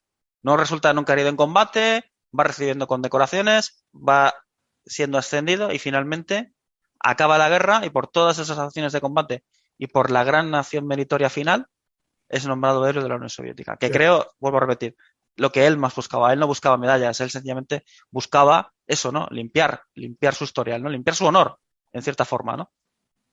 Como gran parte de los que están en un batallón de castigo que ya quieren salir de él, o sea, porque... Claro. Eso es. Claro, y al final... es una pescadilla que se muerde la cola, porque esos batallones de castigo al final son los más heroicos, normalmente porque les mandan a hacer las misiones más complejas. Es decir, los primeros en entrar en un sitio son ellos, los primeros en entrar en un campo minado son ellos. Claro, exacto. Y suelen lograr mayores actos heroicos los que son castigados. Exacto. Francisco, ¿te parece que pasemos a los partisanos ahora? Vale, es cierto que teníamos otro de la Marina, pero bueno, por falta de tiempo, si te parece. Vale, sí. Ahora, vamos a los partisanos, que es algo muy importante, digamos, en el conflicto de la Segunda Guerra Mundial, en el frente ruso, como se llamaba en su época en España, el frente oriental. En la guerra tras las líneas del frente fue, yo creo que, no sé si más importante, pero vital, porque debilitó mucho al ejército alemán, destruyendo toda la logística, ¿no? Uh-huh. Sí, correcto. El papel de los partisanos fue fundamental en el frente del Este durante la Segunda Guerra Mundial. Muy seguramente sin el apoyo detrás de las líneas alemanas, ¿no? de todas estas acciones de sabotaje, quizás el resultado final de la guerra en el frente oriental habría sido ligeramente diferente. Porque el papel de los partisanos jugó un tremendo papel en el frente del Este, sin lugar a dudas. Solo hay que echar cuentas ves los números, ves el número de acciones partisanas, ves lo que le costó a los alemanes, tanto en hombres, en recursos, en muertos, que es para tener en cuenta, Como uno de los factores que consiguieron que Rusia, la Unión Soviética, ganara la guerra. Pues vamos a hablar, en este caso, de heroínas. Las dos que eliges son mujeres que formaron parte de las fuerzas partisanas. Aquí hay que hablar en las fuerzas partisanas había como dos tipos de partisanos, ¿no? Los que eran soldados soviéticos, que eran superados por las líneas enemigas y se convertían en una especie de lucha irregular en la retaguardia, pero uniformados, y después la población civil que se unía como partisanos. E incluso, si no recuerdo mal, había unas unidades que también se lanzaban en paracaídas, de tropas de exploradores, creo que se llamaba el término, para luchar también como partisanos. Es decir, estas dos chicas son chicas que eran civiles, por lo menos una de ellas parece que sí, ¿no? Exacto. De hecho, bueno, he querido traer a colación a estas dos señoritas, principalmente, primero, para reivindicar el papel de las mujeres partisanas en la Segunda Guerra Mundial, y en segundo lugar, para demostrar que se puede luchar contra el enemigo, contra el invasor, de diferentes formas. Uh-huh. Entonces, una mediante determinadas acciones que ahora veremos, y luego mientras las acciones habituales, ¿no? Que es, pues eso, acciones de sabotaje y todo ese tipo de cosas. Podríamos haber hablado de un importante líder partisano ucraniano, que Leonid, creo que se llama, o Leonov, que es condecorado en 2 ocasiones con el título de héroe de la Unión Soviética, pero he decidido traer a estas dos chicas, pues para cambiar un poco el concepto, ¿no? que podemos tener sobre los partisanos, porque veremos que se puede hacer frente al invasor, como ya he dicho, de diferentes formas. Pues una cosa, nosotros en Melon Artis, un poco para que la gente conozca el blog, que mucha gente no lo conozca, tenemos una serie que se llama El Frente detrás del Frente, la lucha antipartisana en la URSS en la Segunda Guerra Mundial, que es una traducción de Saúl Rodríguez de una serie de textos estadounidenses. Y bueno, si a alguien le interesa leerlo, lo tiene ahí, entra en melonartishistoriamilitar.blogspot.com y en la lupa busca partisanos y ya os salta este programa. Pues vamos a comenzar con Elena Konstantinova. Efectivamente. Elena Konstantinovna. Sí, es difícil, a veces. Sí. Leer, bueno, esta señora nació el 22 de diciembre de 1918 en la ciudad ucraniana de Poltava. Origen humilde, de nuevo, acude al colegio de Poltava, en la que fue una excelente alumna, siendo la primera de su promoción, consiguiendo unas excelentes notas. Después del instituto se gradúa en 1941 en la Universidad de Kharkov, en física y en matemáticas. Cuando estalla la Gran Guerra Patriótica, regresa a su pueblo natal, es decir, a Ucrania, en noviembre del 41, y organiza un grupo clandestino de juventudes comunistas, a las que ella misma le pone el nombre de Invicta Poltava. Su grupo se va haciendo cada vez más mayor y ellos tratan de expandir sus operaciones, ¿no? a pueblos cercanos. Entonces, el pequeño grupo de partisanos civiles empieza a tener pues como unas 20, 25 personas y empiezan a operar en diferentes ciudades. Y digamos lo que hacen es recabar información, ¿vale? Para la Oficina Soviética de Información, para distribuirla después entre la población civil. Entonces, dicen las crónicas que llegaría a difundir panfletos en contra de la ocupación alemana. En plan de, pues no, pueblo, despierta, el invasor alemán está aquí, es hora de que tú también hagas algo en contra del enemigo, ¿no? Y este tipo de cosas. En 6 meses, su grupo consigue distribuir unos 2.000 panfletos, además de ayudar a personas que tratan de huir de la zona de ocupación alemana para unirse a los partisanos. Entonces, aproximadamente 20, 25 personas, o quizás menos, son ayudadas por este pequeño grupo. En mayo del 42, la Gestapo detiene a un pequeño grupúsculo, de una pequeña célula de este movimiento juvenil, porque recordemos, es gente que tiene 20 y pocos años. O incluso puede haber gente incluso más joven, 16, 17, ¿no? Porque incluso puede que incluso tuvieran algún niño, ¿no? Porque obviamente siendo un niño pues es mucho más fácil, entre comillas, claro, de correo. El correo, pasar desapercibido, etcétera, etcétera. Bueno, pues entre los detenidos de este primer grupo está nuestra protagonista. Nuestra protagonista sufre una brutal tortura el 26 de mayo del 42. Después recibe un tiro de gracia junto a sus compañeros, sin juicio de ningún tipo y sin nada, por supuesto. No, aquí los alemanes nos andaban con tonterías. Los años pasaron y más adelante los historiadores, ¿no? Pues hay veces, ¿no?, que nos da por meternos en archivos, mirar periódicos y este tipo de cosas, y mediante el azar, buscando quizás informes perdidos de la Segunda Guerra Mundial, uno de estos historiadores soviéticos descubre a esta heroína anónima hasta ese momento. Entonces, el 9 de mayo, el día de la victoria, no lo olvidemos, de 1965, nuestro protagonista recibe el título de heroína de la Unión Soviética y el título de y la medalla de la Orden de Lenin a título póstumo. Entonces, bueno, a mí me gusta finalizar su biografía con que a veces no es necesario utilizar armas para luchar contra el enemigo. Ella y sus compañeras y compañeros lucharon de las armas de las que ellos disponían, ¿no? Que eran las palabras.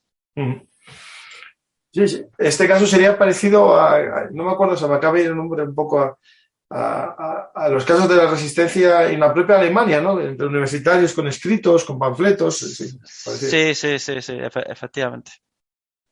Pues nos vamos a... La Rosa, ¿no? La Rosa, sí.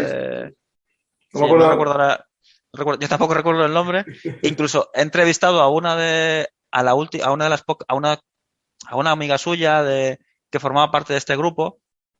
Pero no recuerdo el nombre. Hay muchos datos en la cabeza. Tenéis que disculpar. Sí, que al final pues eso es un grupo juvenil que trata de... La Rosa Blanca. La Rosa Blanca, correcto.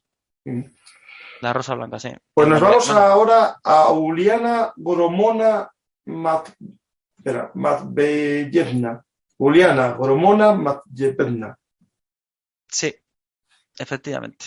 Nos vamos a Uliana Gromovna Matveyevna. Ella nace el 3 de enero de 1924 en el pequeño pueblo de Sorokin, que hoy tiene el nombre de Lugansk, es decir, Ucrania una vez más. Nace en el seno de una humilde familia trabajadora. De nuevo, no se sabe nada de su infancia, no sabemos nada de sus padres ni de sus familiares. La primera pista la podemos encontrar de su biografía es cuando termina la educación secundaria. Después de terminar el instituto, por decirlo de alguna forma, ella se une a una organización de juventudes comunistas. Entonces, es una de las organizadoras de los movimientos juveniles en contra de los invasores nazis. Porque este cargo ella lo ocupa en la clandestinidad cuando ya Ucrania está bajo control alemán. Desde septiembre del 42, ella es responsable, o máximo dirigente, o jefa, o líder de este grupo, que se hace llamar a sí mismo la Joven Guardia. Ujú. Entonces, os voy a leer si queréis el juramento, ¿no? que tenías que hacer para formar parte de este grupo, ¿no? Me incorporo a las filas de la Joven Guardia, enfrente de mis amigos, en sus brazos, enfrente a mi madre, a mi paciente tierra y delante de todos ellos. Juro solemnemente cumplir con las órdenes de un miembro superior. No revelar jamás todo lo que sea relativo a mi trabajo en la Joven Guardia. Juro vengar los pueblos quemados y devastados sin piedad, así como la sangre de nuestro pueblo y a los 30 mártires mineros. Muy seguramente esto pues tenga que ver con alguna matanza que los alemanes hicieron, ¿no? Hay que recordar que toda esta zona del Donbass es de mineros, la mayor Exacto. parte de origen ruso, que fueron llevados en la época ya de los zares y en la época soviética para las minas de la zona de Donetsk y Lugansk, de Donbass. Por eso Exacto. esa vinculación con la minería y bueno, también con el comunismo. De hecho, en el programa que hicimos sobre la guerra de independencia de Ucrania, tratamos mucho el tema un poco de los combates entre los soviéticos, los nacionalistas, los anarquistas y todo estaba vinculado un poco en la zona comunista a esa zona oriental en la que las minas eran muy importantes y por tanto también por lógica el comunismo frente a la zona agraria, ¿no? Uh-huh. Si en la venganza a mi vida es requerida, la daré sin dudarlo un instante. Si no cumplo con este juramento sagrado bajo tortura o por cobardía, que mi nombre y mi familia sean condenados eternamente. Sangre por sangre, muerte por muerte. Ese es el juramento. Recordemos, grupo juvenil. Es decir, Uliana en esta época tiene 19 años. Bueno, pero 19 años es la edad de todos los soldados casi que están combatiendo. Lo único que ella, al ser chica, no estaba ya menos, claro. Y menos, no lo olvidemos, sí, ¿no? Porque hubo chavales de 16, 17.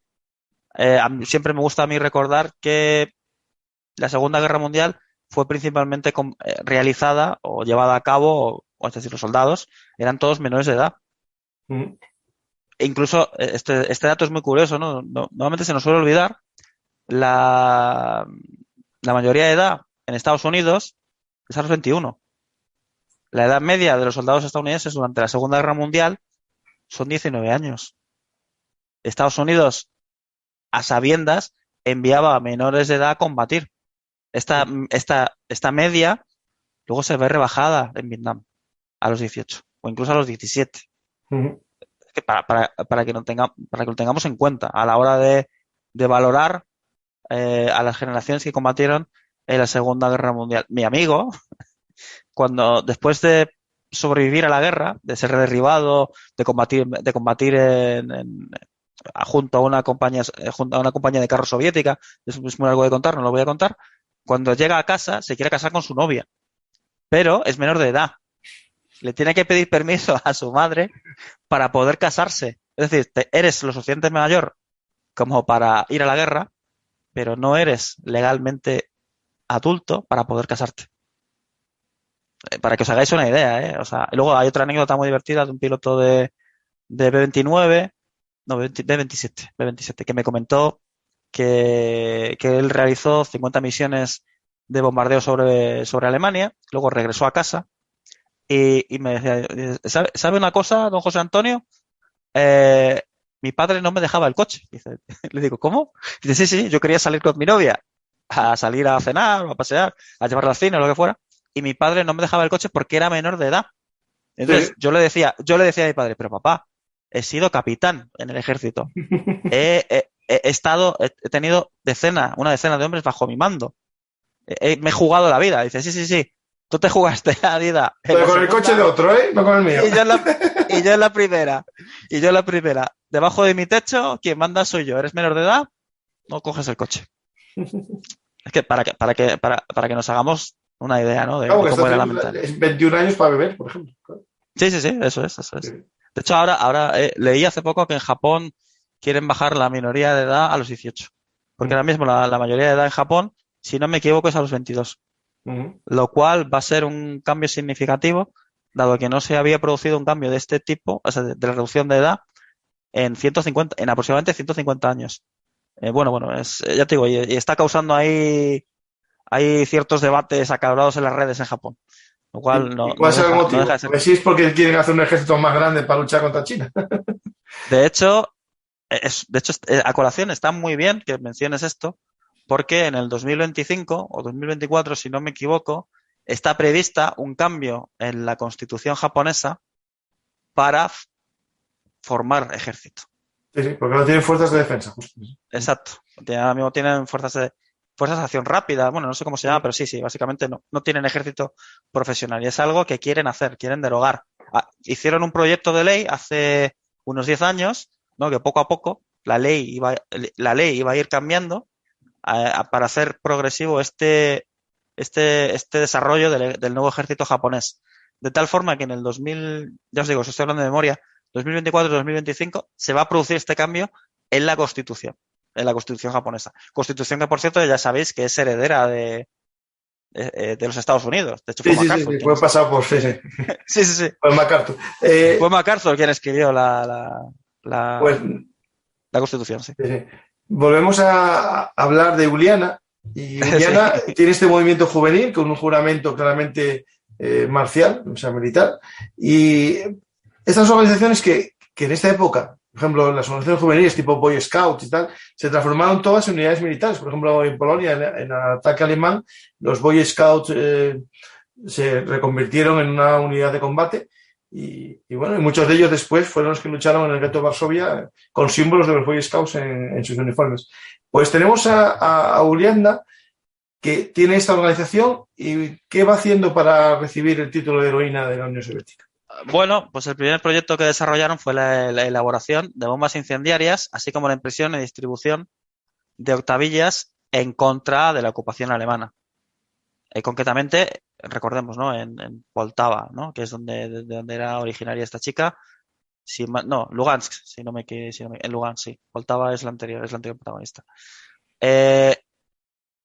Pues claro, aquí pues pasa lo de siempre, ¿no? La Gestapo está ahí pendiente y bueno, pues en el 25 aniversario de la Revolución Bolchevique, en octubre, este grupo comete un error flagrante que ellos lo consideraron como lo mejor que podían hacer, ¿no? Que era el día del aniversario, se atreven a alzar la bandera soviética en un complejo minero al norte de la ciudad. Entonces, claro, la Gestapo inmediatamente pues pone a trabajar a sus hombres en cuanto se conoce este hecho. Tras pocas pesquisas, consiguen capturar a nuestra protagonista sin ningún tipo de problema. La encierran, la comienzan a someter a toda clase de torturas. Ella no da un solo dato a la Gestapo y es asesinada el 16 de enero de 1943. La entierran en una fosa común y el lugar donde podría estar enterrada, pues se erige un monumento a ella y a los muchachos que lamentablemente, pues como ella, pues también fallecieron y que formaron parte de este grupo llamada la joven guardia. Por supuesto, el sacrificio de esta joven no cayó en saco roto, se supo de ella rápidamente y se le concedió a título póstumo el título de héroe de la Unión Soviética, heroína en este caso, y la Orden de Lenin. Pues tenemos este caso que fue más bien un acto, digamos, de resistencia política, no en sí un acto militar, lo de realizado la bandera, que muestra que en sí el rango de héroe de la Unión Soviética no implicaba un acto de combate como tal, sino cualquier acto de resistencia contra el enemigo de la madre patria, ¿no? La Rodin. Eso es, y luego también pues ese valor que ella tuvo para mantener hasta el último momento ese juramento al cual hemos hecho mención antes, ¿no? De no mencionar nada al enemigo bajo ningún tipo de coacción o tortura. Entonces ella resistió hasta el final y bueno, como ya hemos visto, ¿no? Pues desafortunadamente acabó pagando con su vida. Pues con Uliana ponemos fin al programa. y a parte de los protagonistas de tu libro, Defensores de la Madre Patria. Puse un enlace aquí a Amazon en la descripción del programa para que lo puedan comprar, porque este libro es de autopublicación en Amazon, ¿no? Sí, también lo podéis encontrar en héroesdeguerra.net. Es tu página web y después también tienes un canal de podcast que puedes aquí también comentarlo, que se llama Héroes de Guerra 2.0 también, que colabora mucho contigo o es parte, digamos, del proyecto, Daniel Ortega, que viene mucho también a verlo un artist como tú. Sí, exacto. Tenemos un podcast y junto con Velus Martis y otros podcasts, pues estamos entre los 20 más escuchados en español. El podcast goza de buena salud y bueno, pues si nos queréis escuchar tanto a mí como a Daniel sobre estos temas que tanto nos apasionan, principalmente héroes de guerra, porque esa es nuestra especialidad, pues allí nos podéis encontrar. Pues ahí vamos ahí contando historias todos. Y lo que tengo que agradecer o recordar a la gente es la buena relación que existe entre los podcasteros youtuberos de historia militar en España, en la que vamos uno al programa del otro, el otro al nuestro, y no hay casi nadie que diga, no, yo no voy porque yo soy mío y soy exclusivo, ¿no? Es decir, la realidad es que existe un buen ambiente en la comunidad de divulgadores de la historia, y somos pocos, pero bien avenidos. Sí, exacto. En líneas generales, sí, todo aquel que quiere, que abre las puertas a los demás, pues todos vamos a querer entrar por ellas sin ningún tipo de problema, porque aquí al cabo no estamos aquí para competir con nadie, sino que estamos aquí para difundir la historia, ¿no? Perfectamente. Otra cosa es que tengamos tiempo para ir o no, porque hace poco Historias Bélicas que me haces contadas me volvió a invitar para ir a hablar de algo de Roma y le dije que todavía no puedo, que estoy muy liado con los 5 programas que hago a la semana, como hablé contigo. Estoy un poco superado ya, porque el tuyo era de los que yo había programado con 4 meses de antelación, como estoy ahora ya dando fechas para octubre a gente, para los programas, digamos, normales, que son martes, jueves y algún domingo. Pero el problema es que la actualidad nos está superando a todos y, sí, claro. Y yo creo que es un deber que tengo también contarla desde el punto de vista o mediante mi punto de vista, que es un poco histórico y puedo ser un poco, digamos, más objetivo de lo que podemos encontrar en los medios de comunicación. Y conseguir gente que intente mostrar sus hechos, sus conocimientos y yo dirigirlos para que sean objetivos o por lo menos que no desparramen mucho ni para un lado ni para otro, que es lo que en teoría tenemos que intentar en la divulgación histórica, ser lo más objetivos posibles en todo, ¿no? Incluso cuando miramos el pasado, somos objetivos, intentamos serlo, aunque tengamos nuestros gustos. Es decir, cada uno de nosotros tiene unos gustos históricos, unos gustos ideológicos, políticos, culturales, lo que queráis, pero intentamos que no se muestre a la hora de describir el pasado y tampoco el presente.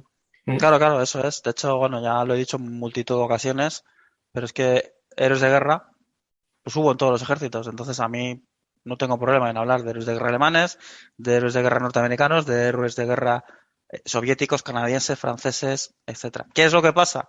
Pero es que en realidad es que publicas escenas y escenas de obras de héroes de guerra alemanes y de soviéticos solo has publicado una. Claro, ¿qué es lo que pide la gente? Desafortunadamente, claro. Pues, tema alemán. Entonces, es por eso que yo y otros muchos historiadores o divulgadores centren su contenido principalmente en lo que a la gente más le interesa. Desafortunadamente, este tipo de trabajos centrados en héroes soviéticos pues son muy minoritarios precisamente por esto, ¿no? Comparto contigo esto porque es algo que nos pasa a todos los que divulgamos. A veces la gente dice, no, es que siempre se habla de lo mismo. Ya, pero publico, por ejemplo, con Dani Ortega hice un fantástico programa sobre Stalingrado, ¿no? Pero petó para arriba, va. La gente dice, no, es que siempre se habla de lo mismo, 1000 programas de lo mismo, pero al final es lo que triunfa.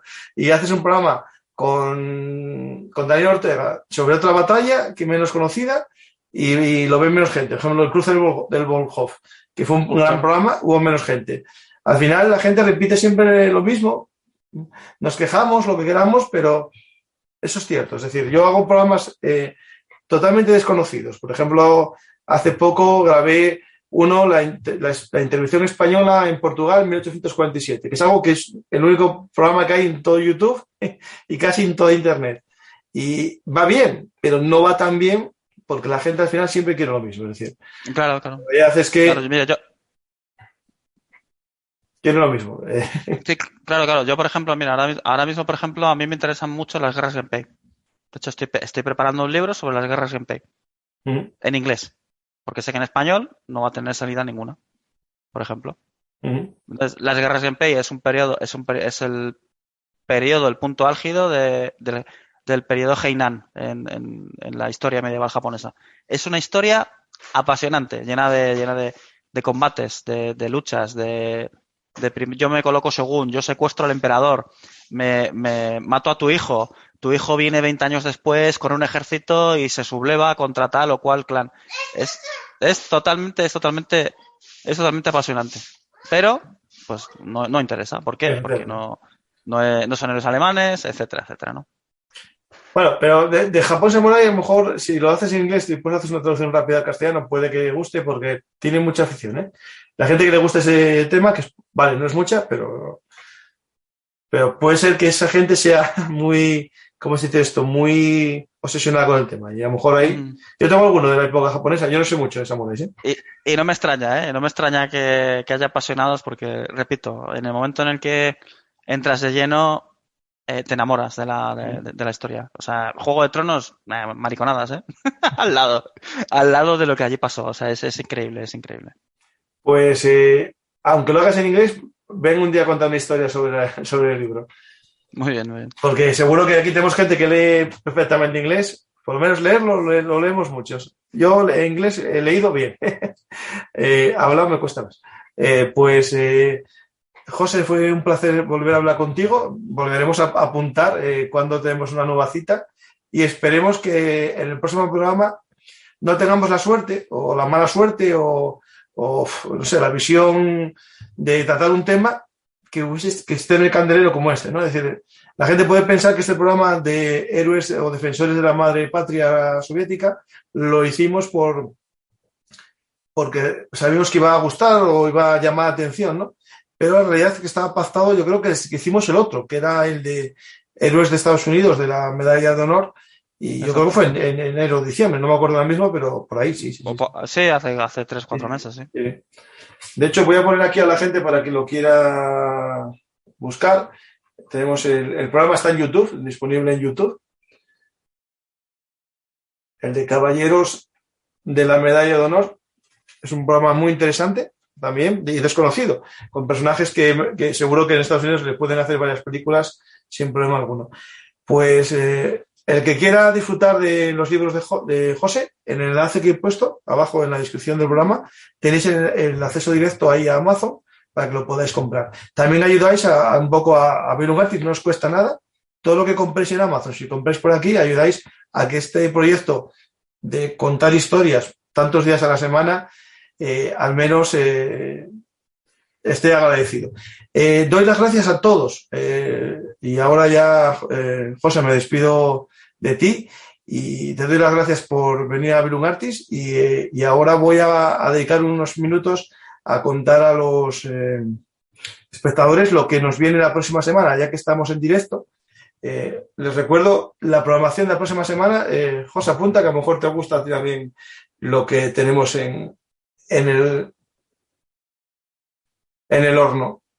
Muy bien. Tenemos el lunes una charla con un profesor también aquí de Asturias, que vamos a charlar como tomando un café, hablando un poco de la guerra en Ucrania. Va a ser un programa muy abierto a que todos los que estéis en directo podáis preguntar, podáis participar. Tenemos después el martes con Joaquín Mañez Postigo, que ya es un amigo ya del blog, y ya también como José, un colaborador habitual. Españoles en el ejército británico durante la Segunda Guerra Mundial. Es un libro, yo creo que es único, porque hay uno en inglés que está haciendo otro autor británico, pero este es uno de los pocos que trata el tema de los soldados españoles en la Royal Army, en la Royal Air Force, en la Royal Navy.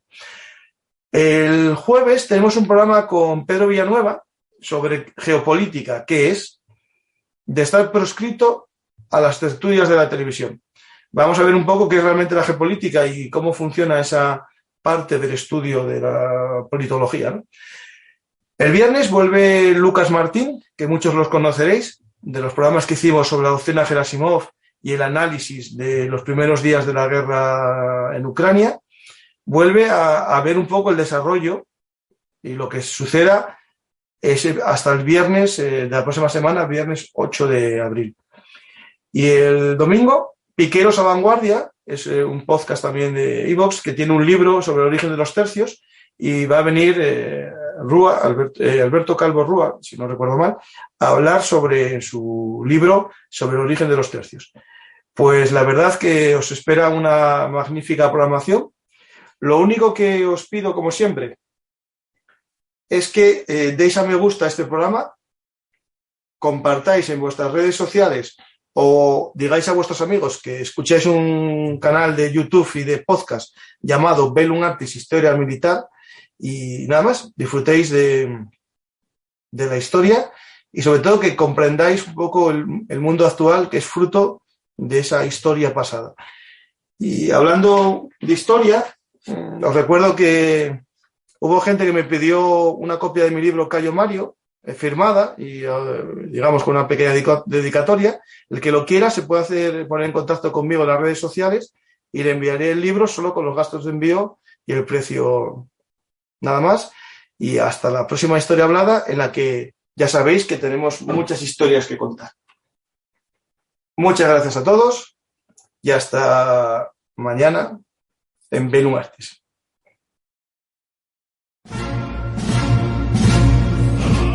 Como siempre, recordaros que nos podéis invitar a un café en nuestro sistema de micromecenazgo en patreon.com/Bellum Artis o apoyarnos a través de los sistemas de YouTube e iVoox de fans. Muchas gracias y ya sabéis, Bellum Artis es vuestro lugar de encuentro para los apasionados de la historia militar.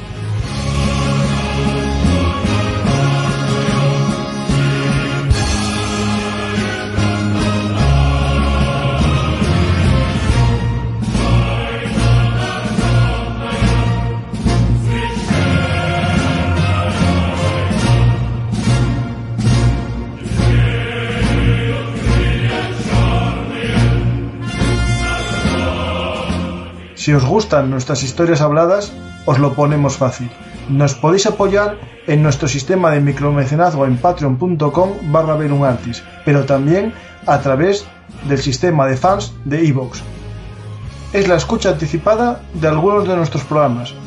Ya sabéis que nacimos como un proyecto de divulgación por hobby y no vamos a hacer nunca programas encerrados solo para fans, pero sí que podemos agradeceros vuestro apoyo escuchando los programas antes que los demás. Muchas gracias a todos y os invito a compartir nuestros programas para que lleguen a más gente.